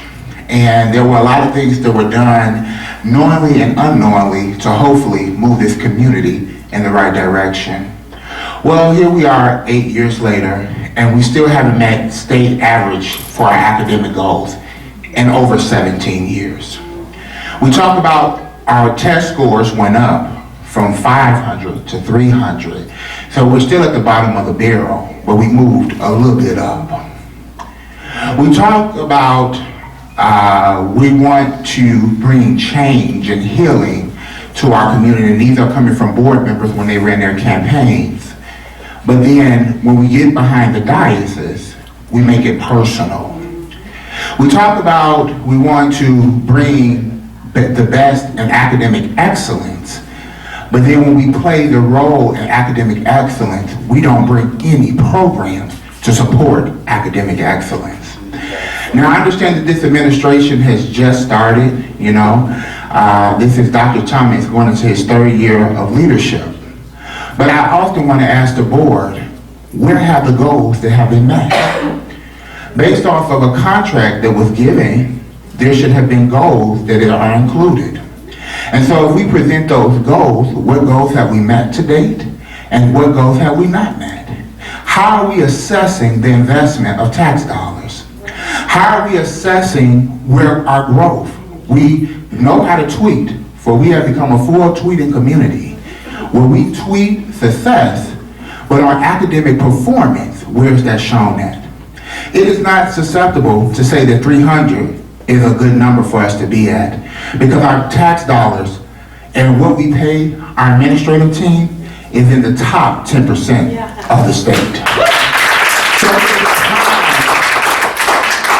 it is time that we start to move forward. To some of these board members, People have been hurt on this board. People have been talked about on this board, but it's not about the people on the board. It's about the students you serve. All right? Can I have a couple people give their time to me? Do I have, what's your name? Erica Soroka. Okay. Can you verify for me, please, Mr. President? Erica? Yes. Erica Scott. All right, so I can finish.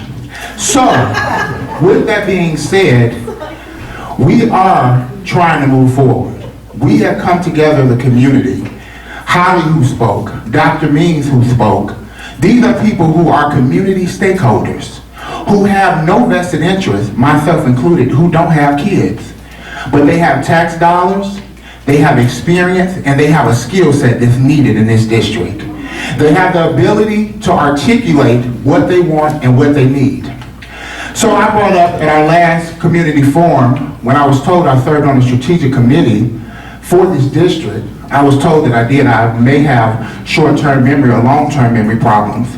But when I look at the belief statement, the vision, the mission, and the goal statements that are nicely presented in here, I don't know anybody in this room that has a physical copy or a strategic plan that outlines how you're going to execute those goals. For it is good for the district administration to know how you're going to get those goals, but how have you included the community? Now there may have been a strategic committee that I was not a part of, but we need strategy. We talk about SAT scores. There's people who have learning disabilities that can pass the SAT and do very well because you teach strategy. You teach how to execute and get to your end result. But if there's no strategy, if we spend board minutes, if we spend mailers, if we spend time during election time, after election time, tearing each other down, when are we going to move forward? Because these movies, yeah, this is a movie, you're right, thank you. When we go on live and these board meetings are broadcasted, not just Illinois is seeing them, the nation can see them. And when people want to consider the move to this community, they play a video and board members are talking about the incompetency or the net ability of leadership. Well, that's something you do in closed session. But if the board president got 4 votes to be put in this position, we need to stop focusing on the board president, hold him accountable, task him what needs to be done, and get the work done. Stop looking at Randy. Let's look at where he needs help at. Let's be a support. Ms. Coleman, I understand that you've been on this board for 8 years, and you have been attacked. And from my personal mouth to you, I apologize that you had to go through what you had to go through. It wasn't right then, but it does not make it right to attack this man here. I got a mailer this week that talked about 13 points of why this district, Mr. Randy Alexander, is incompetent. Well, I ran in this election, 2,934 votes to be exact, and he outbeat me. Because if he wasn't there, we couldn't vote him. But somebody in this community, over 3,000 people on the Will County side, on the Cook County side, and a brief part of Chicago Heights, let him get on that board. And then, he was not elected to be the board president by the people.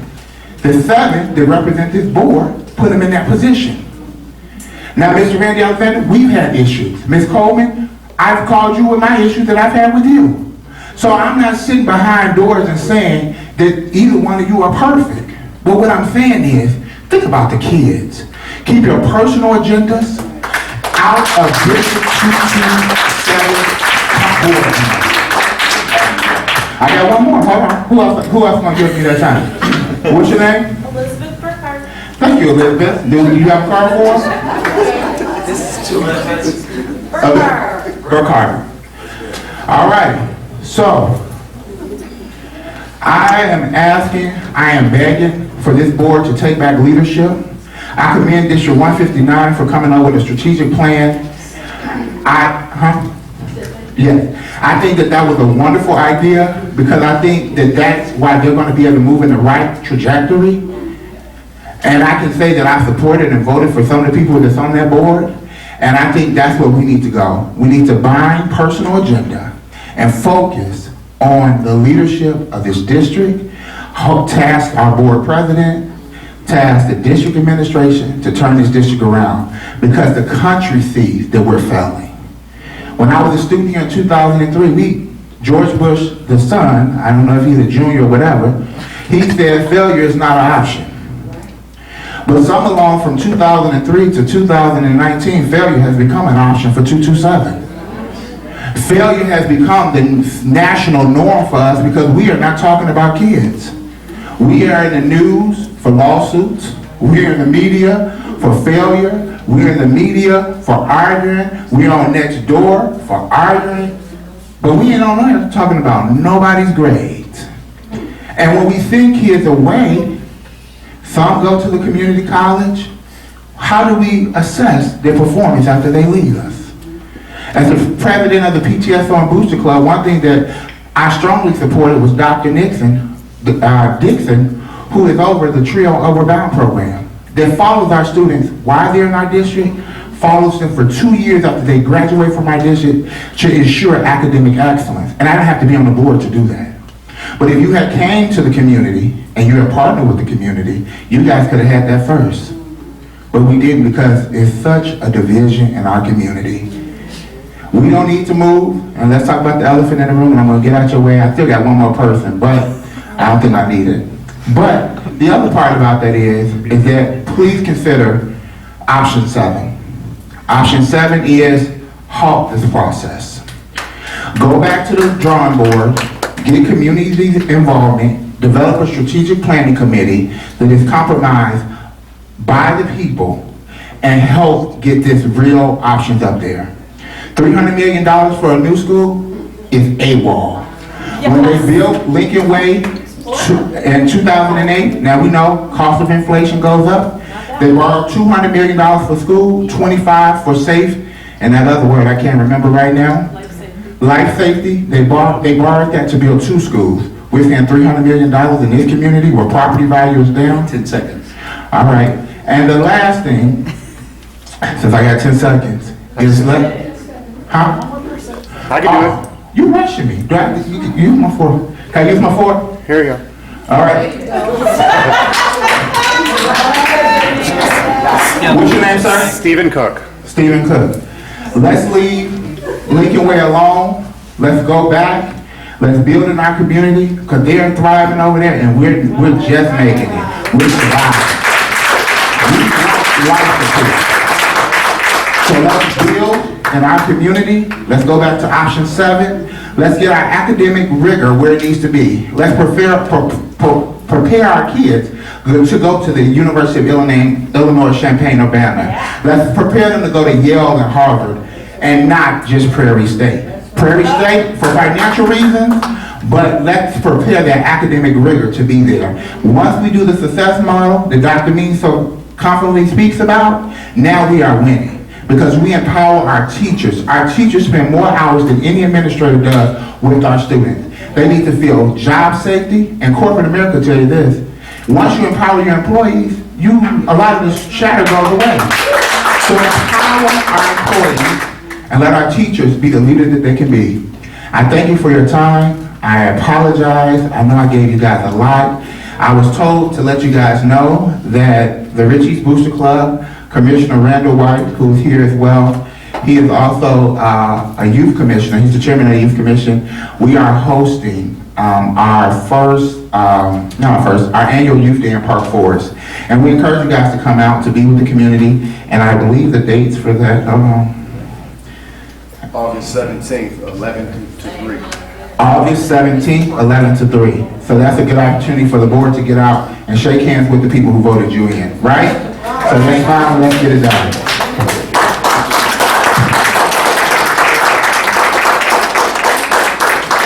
Shira Brooks. Good job. Shira Brooks. Oh, I got you. Great job. Angela Parrish.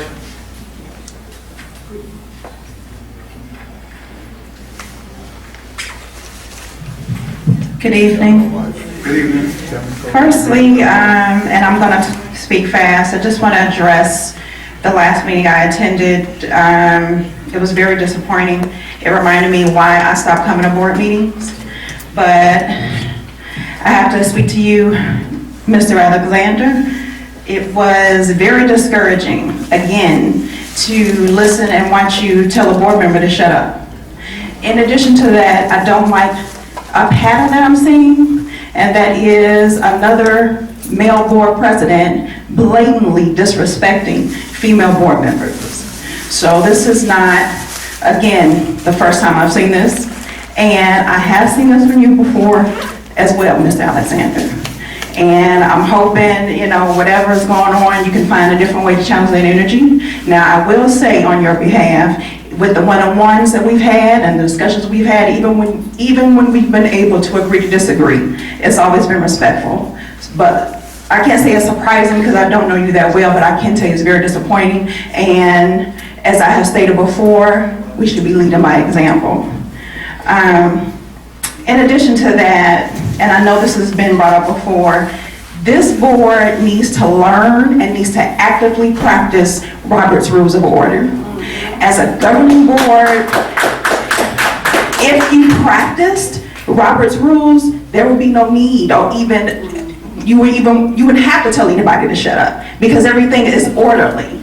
And ultimately, it is the chair's responsibility to maintain order in the meeting. So as the chair, sir, I am asking you to make it your business, to make sure that you all receive some type of training, not someone just coming in and telling you this is what you do. There's a such thing, I don't know if you know, but there's the Illinois Association of Parliamentarians. There are colleges that give training courses on Robert's Rules. There are other organizations that give training courses on Robert's Rules, but there's absolutely no reason and no excuse why, as a governing board, you are not actively practicing Robert's Rules of Order in open session and in closed session. It doesn't become informal because you're in closed session. Also, I just reiterate what I kind of said at the last meeting, and just kind of echoing what some of the other community members have said. We're just respectfully asking that you all stick to business. Now, I will commend you for this meeting. I will have to say that there was nothing I can complain about in regards to the interaction between the board members.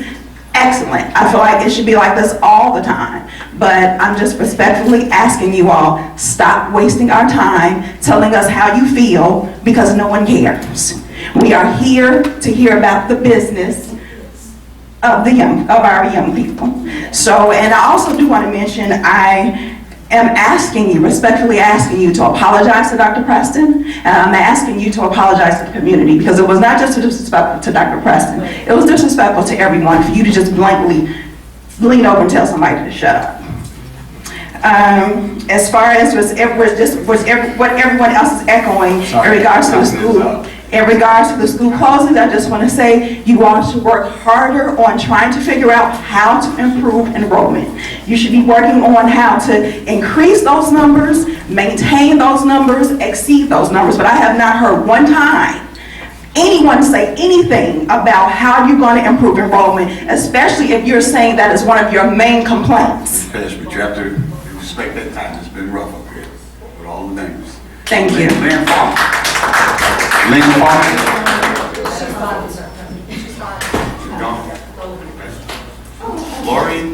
Lori, I can't pronounce your last name. I think it's Lori Cook. She's gone. She's gone? Okay, we got Shakina Lewis.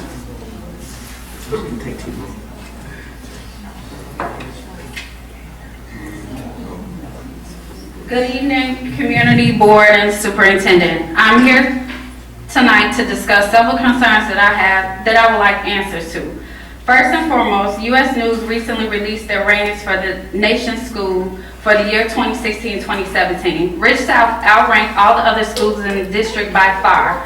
However, the admin staff was released and not brought back during the so-called restructuring, and every admin for Rich South was brought back, and I would like to know why.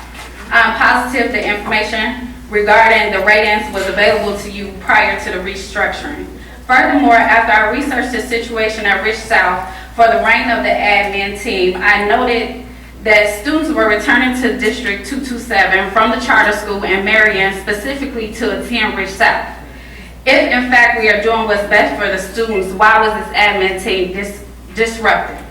Now, I know you're talking about decreasing numbers in enrollment. However, I noted that Southland Charter Prep was given additional slots recently. If we are in a financial crunch, why are we willingly giving up slots and money we should be trying to ensure that all the money stays in the district as well as the students. I'm sorry, but this really doesn't make sense, and I want to know what you're doing with our tax dollars because you're trying to increase the property taxes. I'm going to need you to be more fiscally responsible with what you have. For example, there's a district AD admin position, and can someone please explain why this individual is necessary when each school has an AD and an assistant? If I'm not mistaken, this person is making $130K or more for what? I could go on, but I only have a few minutes. Last but not least, I attended the Rich South graduation this year. It was interesting to see 2 valedictorians. However, after asking around that happened, I found out that the young lady truly was the #1 student. And out of spite from an existing lawsuit with her mother, the young lady was selfishly made to share her honor, even though there proof existed. Both admin at the school and district level knew that she was the #1 student. I don't even want to discuss the legal ramifications of other lawsuits that can come forth as a result of this, but I want to know how you all could cheat a child out of her hard work. How could you make her share an experience knowing how hard it is for a person to reach such a goal? But as a board and as a superintendent, you all continue to say that you're doing what's best for the students. When? By the way, because I research a lot and investigate a lot, I would like to know the position. I would like to know if the option of Lincoln Way North is because the superintendent lives in Odyssey, right across the street from Lincoln Way North. While you haven't seen my face at any board meetings, I would like my concerns addressed. Thank you. Thank you.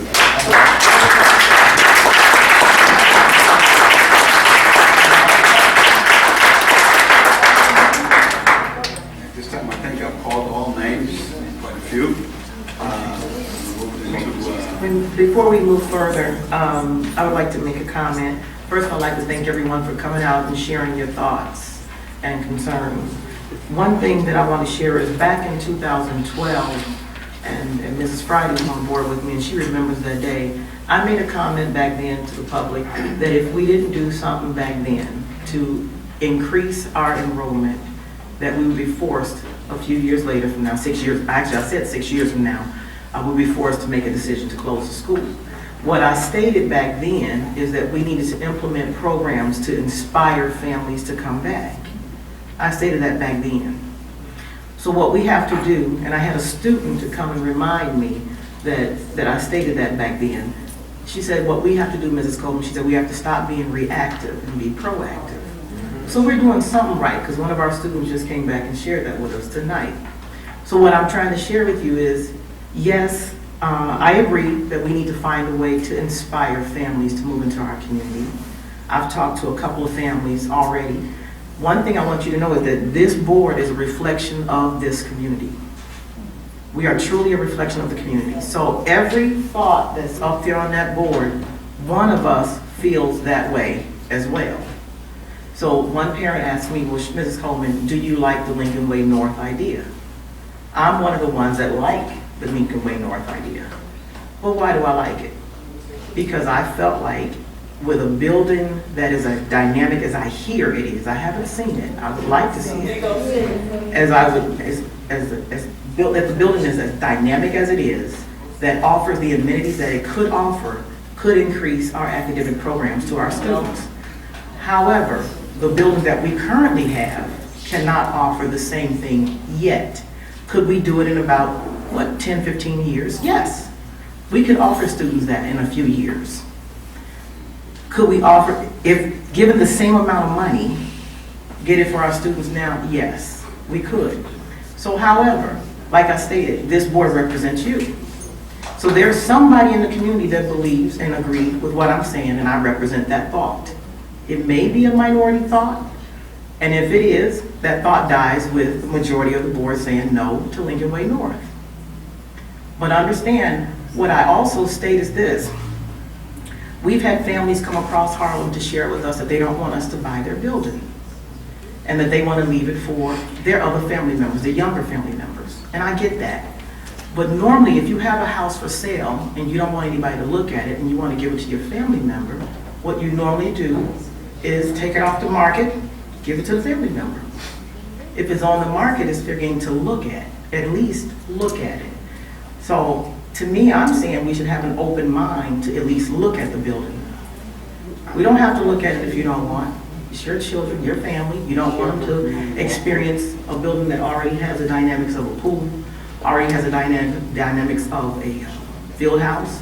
I hear they have a state-of-the-art auto mechanics lab or something like that I hear is the top. That's what I hear. I hear that they also have some of the radio TV broadcasts that none of our schools have. That's what I hear. It's been So, stripped I'm sorry. It's stripped apart. Excuse me. So I hear that they have all this. Now, if it is in fact true that it has been stripped, because I've been hearing rumors of that too, I would like to go and tour the building to see how stripped is it so that we don't waste our time even talking about it. But we can't get to that conclusion yet because right now, there's a little bit of, distance right now. We haven't come up with a conclusion to go look at the building either. So in order to knock an idea off the table, in order to take one option off the table, I think the board should look at it to say that's not an option so that we can put the community at rest. At least go see the building, at least see what's in there. If it's stripped down to nothing, then we can come back and tell the community that, hey, the building's been stripped down to nothing. It's not going to be $60 million. It's going to be $150 million to bring it up to speed and take that option off the table. But we can't do that because we can't make a decision to even go look at the building. The community wants more information from us. That's one of the ways to get more information is at least go and see it. So what I'm trying to share with you is this. I'm just one vote of 7, and the other members are on the board, and like I said, this is a representation of you. The other portion, the last piece, increase in numbers, we're gonna have to find a way to increase those numbers. Right now, families are not impressed with our current facilities and our current academics to bring new families into our community. I thought that would be a way that if we have the right building that offers something like what Homewood Building offers, and with the improvement of our academics that we've seen in the last 2 years, as we continue to increase and improve in our academics with a fine building like that, I thought families would come into our community in all areas. I thought that'd be an idea for them. But if we want to wait that, I'm okay with that. Thank you.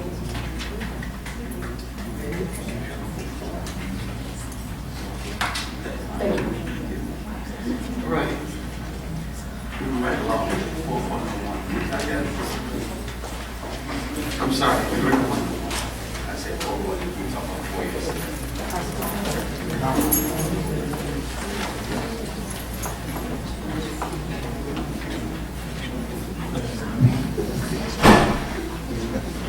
Since the last time we met, there were 4 FOIAs issued to District 227. The first FOIA was received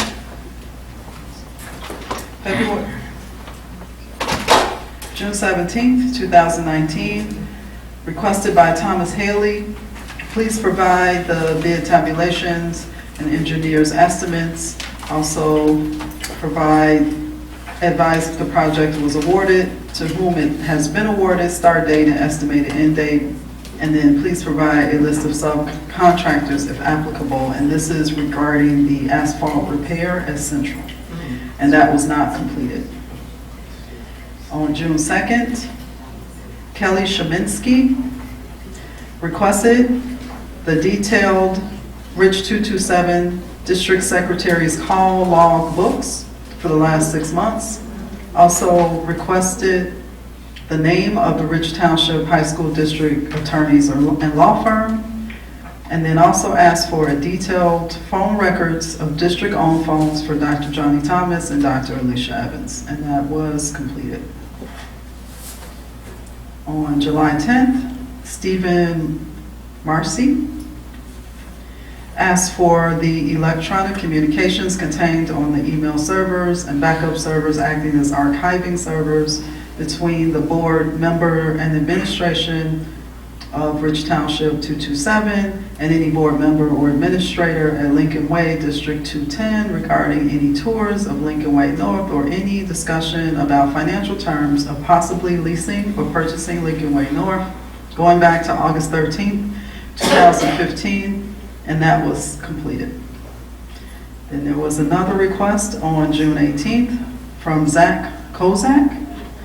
He was requesting a copy of the most recent contract of employment between Johnny Thomas and Rich Township High School District 227 Board of Education, and also a record of any and all compensation paid to Dr. Thomas that counts toward his TRS credible earnings from 2016 to present. And that was completed. Are there any questions? Thank you. Number 4, consent agenda. I'd like to get a motion to approve the consent agenda 4.01, 4.02, and 4.03. The motion to approve the board minutes. Second. Ms. Preston. Second by Ms. Coleman. Coleman. Any questions, any comments? Call the roll, please. Yes. Preston. Coleman. Yes.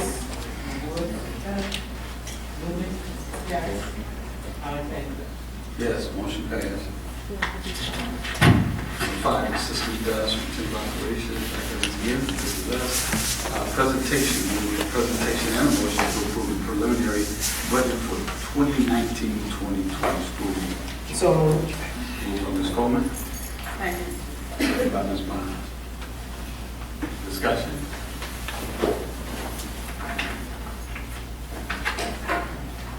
No discussion, no comments, no questions. She's going to give us a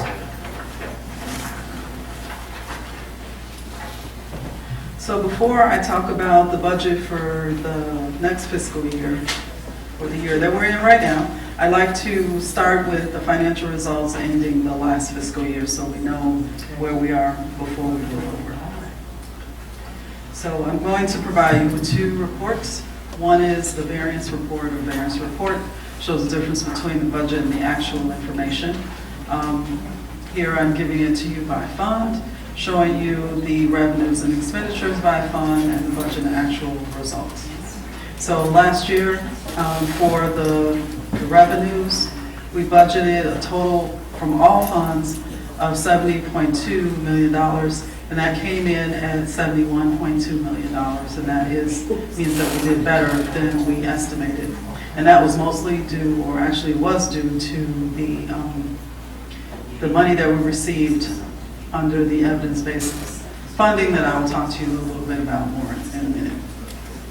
And then on the expenditure side, we estimated expenditures at around $70 million and came in at 68.9, which also means we did better than anticipated in that area as well. So the surplus was budgeted at $188,000 and actually came in at $2.3 million. So here we have the unaudited financial results. This is just the fund summary. And from our previous conversations, I talked about how the activity, the financial activity that happens during any fiscal year impacts the fund balance going forward. So the results from last year, where you see the beginning balance column, is the ending result of last year. So it was at $46.2 million is where we left off last year, so we begin there. And then the activity that happened during the 12-month period gets us the net income results of $2.3 million, which means our ending balance is $48.5 million, which will be our beginning balance for the 19 and 20 school year. So now that we know where we are, we can talk about where we're going. So during budget preparation, there has to be some assumptions made in order to create the budget.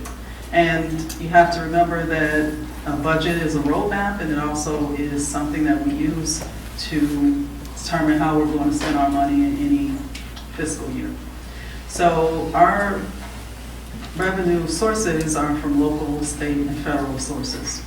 So the local sources mostly come from property taxes. So here we're looking at the CPI to get a gauge of what the property tax growth will be from year to year. And last year, that number was 2.1%. I also took a look at the property tax collection percentage for our district over a 5-year period, and that averages about 92%. Also, in this year's budget is the property tax abatement. So back in the fall, there was a property tax grant that the district applied for and received. And those funds were coming from a state source, the evidence-based funding model. That money is rolled into that and distributed to us. As a result, we then processed an abatement in the spring to give those dollars back to the taxpayers. And although property taxes have risen overall, people may not have seen that, but that money did go back to the taxpayers and should be reflected in their current tax bills.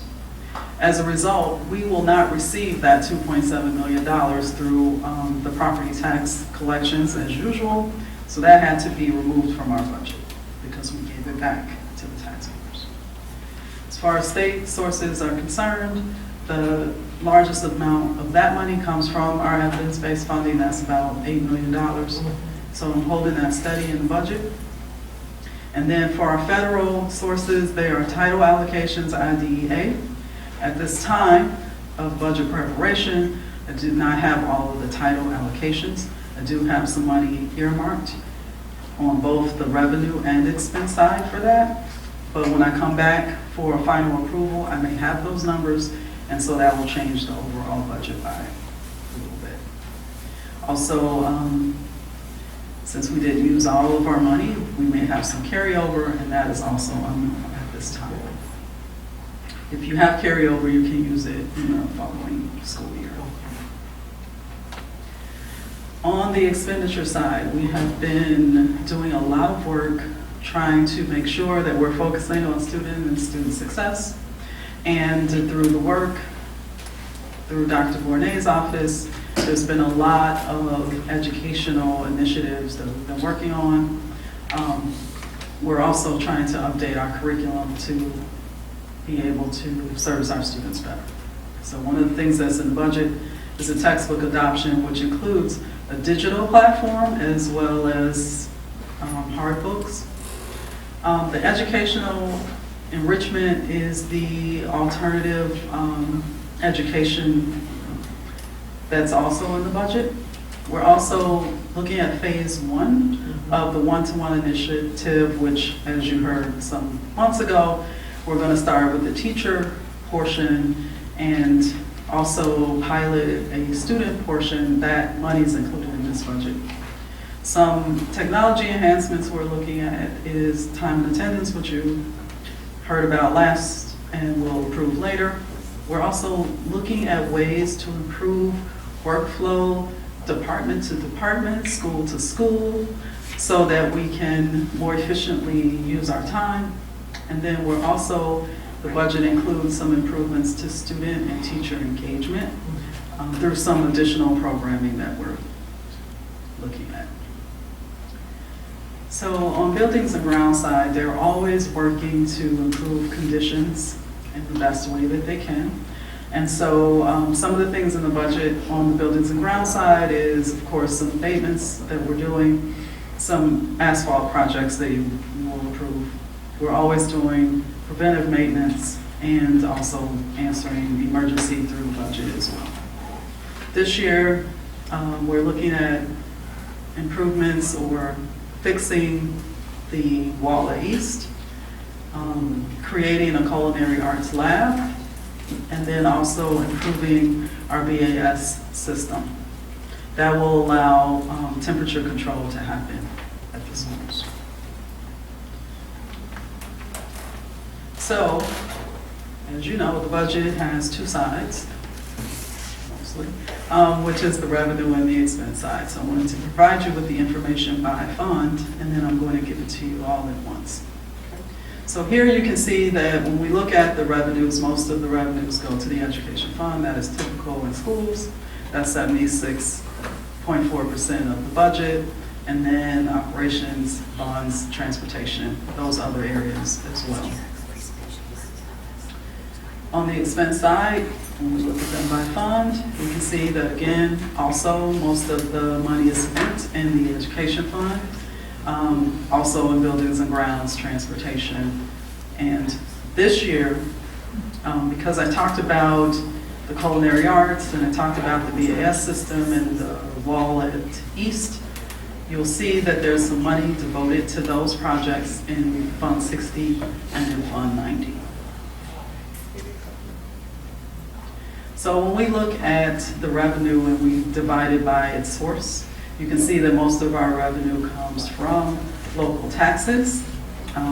There are 3 local lines there, so taxes, investments, and other local. Other local consist of payments made by students, payments made by vendors back to us if we have rebates and things like that. And then general state aid, which is in the interest-based funding. Other support from the state would be that we have some CTE grants. We also have some food service type revenues that come from there. And then federal aid, which are the titles in the IDEA that I talked about earlier. Right now I have that earmarked here for that amount, and that may change once I get updated information. When we look at how things break out in by salaries, benefits, and purchase services, you can see that most of our budget is spent in the salary section. If you combine salary and benefits, those were the people for the most part. And then other objects would include bond payments. It would also include tuition, things like that. Okay, so now this is the larger picture. So as I said before, our last ending balance is our new beginning balance. So we're starting out at that $48.5 million for all of the funds. I've divided this into operating funds and non-operating funds. So the non-operating funds are those funds that are not counted toward our profile, so to speak. And the operating funds are the funds that we need to do our normal operating. So we have overall revenues at $69.7 million, and expenditures are going to exceed revenues because that number is $72.2 million, and that is mostly because if you take a look at the non-operating funds, you'll see that there are expenditures in capital projects and also expenditures in life safety, which are those 3 projects that we talked about. And then, as you can see in Fund 60, because there isn't enough money in that fund to carry out that work, we're going to do a transfer from working cash into the capital projects account or fund, and then we'll have a small balance remaining at the end of the year. Are there any questions about this? Okay. Thank you. Thank you. I'm going to just see if there's any. So we have a motion, we have a second. No comments, no questions? Call the roll, please. I just want to make sure that in terms of the timeline, this budget now has to sit for 30 days and is available to be viewed by the public. The board is voting preliminarily to allow for us to place that budget for view, and then it will come back within that 30-day period for the board to then give a final approval on the budget. So I just want to make sure in terms of timeline, people understand what that is. So this motion, should it have stated that there's a motion to lay to the table for 30 days? It should say preliminary. It says preliminary. And then it'll say final. Okay. So what he's saying is that you're going to see it again? Yes. In about 30 days. 30 days. For the final approval. So at this point, we're going to have it published, allow the public to see it, it'll be here locally in the district office or something like that, so people, if they want to review it, they can. There's a 30-day requirement 30-day between the requirement. preliminary and the final. Very good. And then also note that this is being delivered to you in the month of July, and typically that's done in August. Okay. Good job. Thank you. Thank you. Ms. Glenn, would you call the roll, please? Barnes? Yes. Preston? Coleman? Yes. Wood? Yes. Newman? Yes. Alexander? Yes, motion passed. Motion to approve of stipulation of assessment for U.S. Bank at 20900 Southwestern Avenue in Olympia Fields. So moved. Moved by Ms. Coleman. Second by Ms. Preston. Questions, any comments? Call the roll, please. Barnes? Yes. Preston? Yes. Coleman? Yes. Wood? Yes. Newman? Yes. Alexander? Yes, motion passed. 5.03, a motion to approve of stipulation of assessments for Sears Auto, 4605 Lincoln Highway, in Madison, Illinois. So, Moved by Ms. Coleman. no, somebody down there. Was that you? No, somebody down there. This way. Oh, that's Ms. Newman. Motion by Ms. Newman. Can I get a second, please? Second. Second by Ms. Bonds. Questions or comments? Call the roll, please. Barnes? Yes. Preston? Yes. Coleman? Yes. Wood? Yes. Newman? Yes.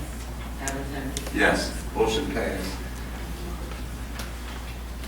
5.04, a motion to approve the renewal of the workers' compensation insurance, QBE. So moved. Moved by Ms. Coleman. Second. Second by Ms. Bonds. Any questions, no comments? Call the roll, please. Barnes? Yes. Preston? Coleman? Yes. Wood? Yes. Newman? Yes. Alexander? Yes, motion passed. 5.05, motion to approve of the electronic attendance system. So moved. Moved by Ms. Coleman. Second. Second by Ms. Bonds. Any questions or comments? Call the roll, please. Barnes? Yes. Preston? Yes. Coleman? Yes. Wood? Yes. Newman? Yes. Alexander? Yes, motion passed. 5.06. Motion to approve the custodian bid extension. So moved. Moved by Ms. Coleman. Second. Second by Ms. Preston. Any questions or comments? Can someone explain exactly what this bid extension is for?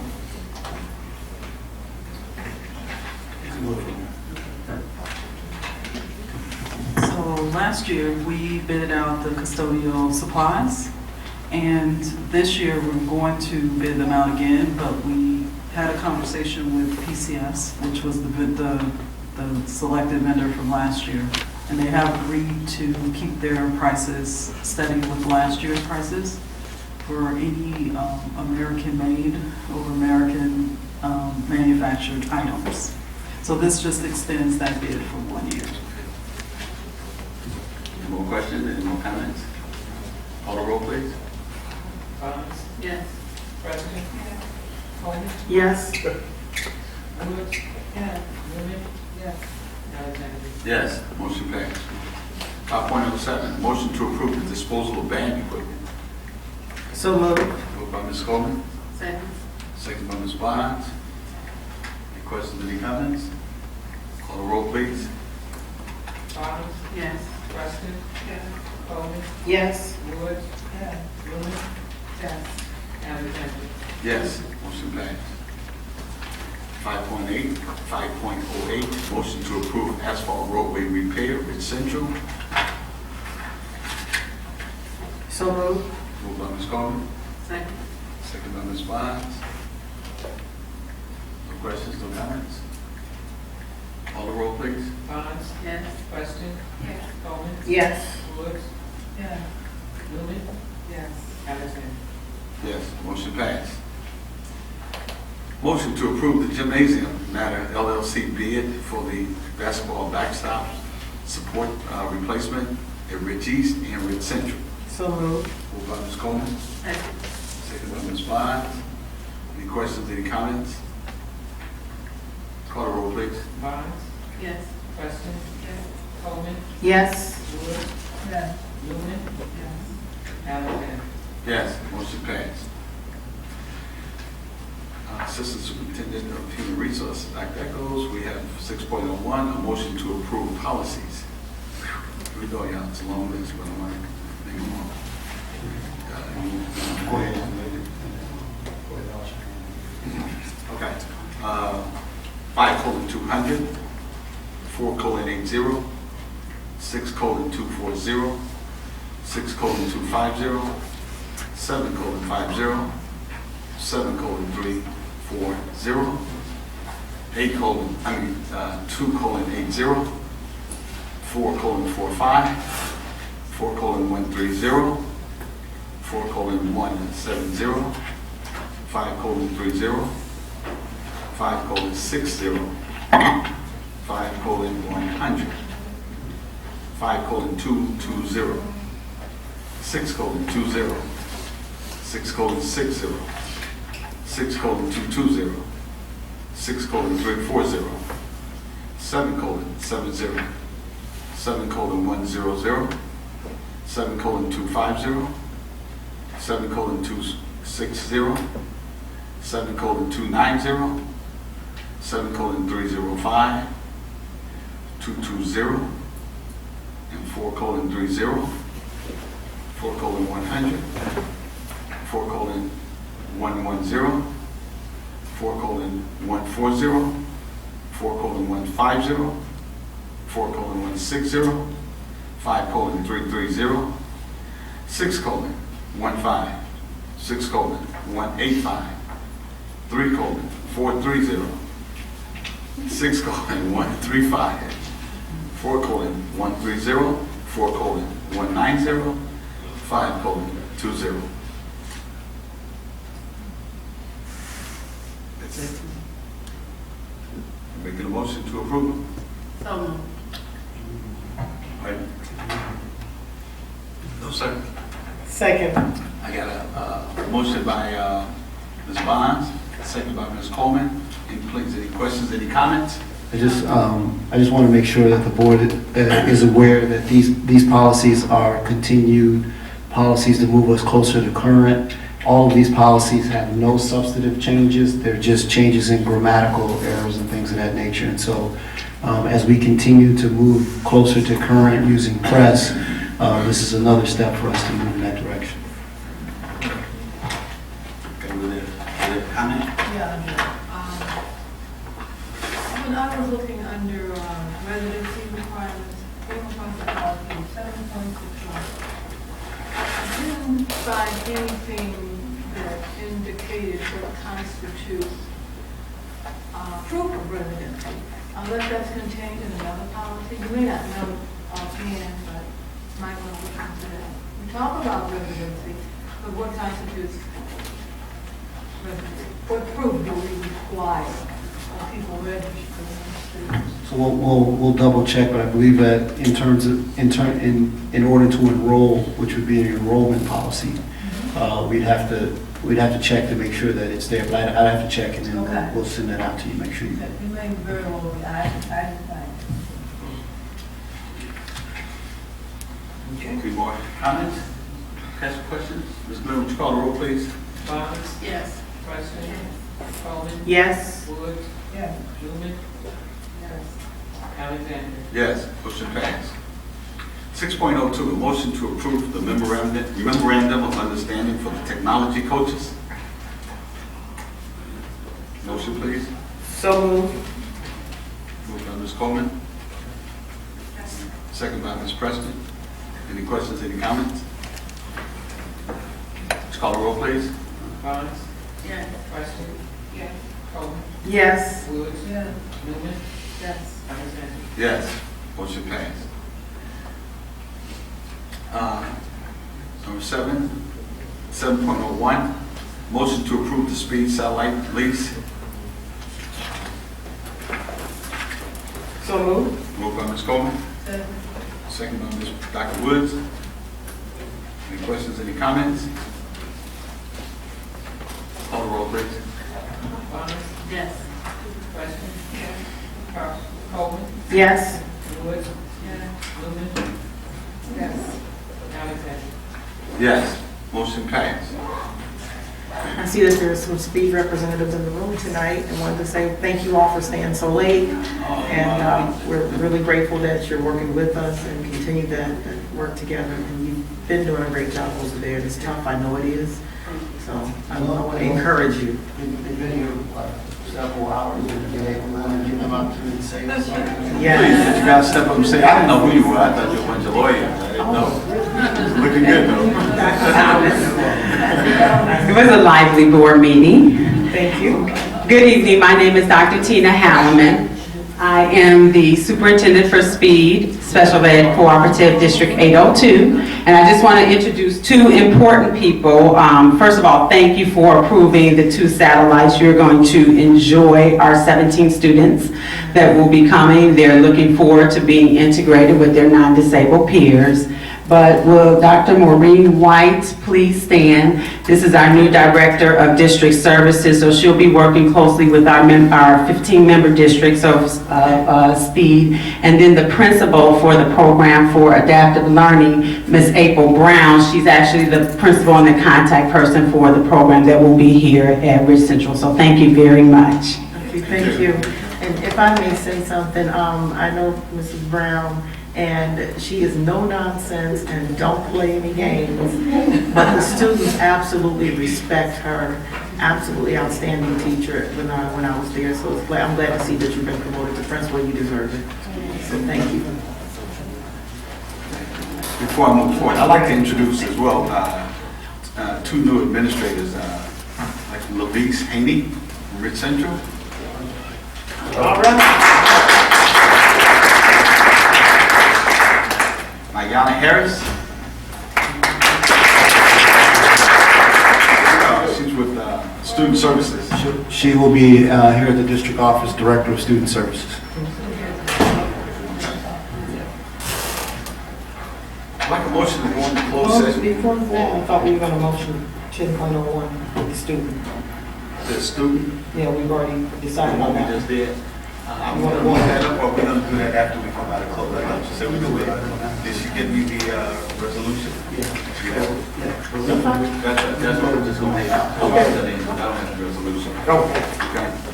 So I'd like a motion to go into closed session to discuss the appointment, employment, compensation, discipline, performance, dismissal of specific employees of the public body or legal counsel for the public body, including the hearing of testimony on a complaint lodged against the employees of the public body or against legal counsel for the public body to determine its validity, 5 ILCS 120/2, the placement of individual students in special education programs, and other matters relating to individual students, 5 ILCS 1-2/2.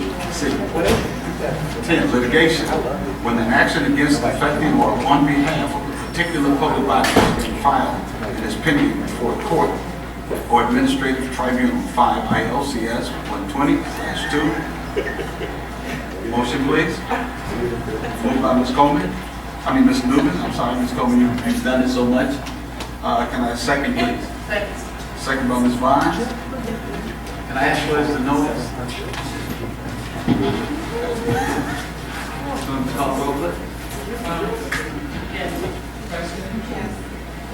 Yes. Yes. We're now going into closed session.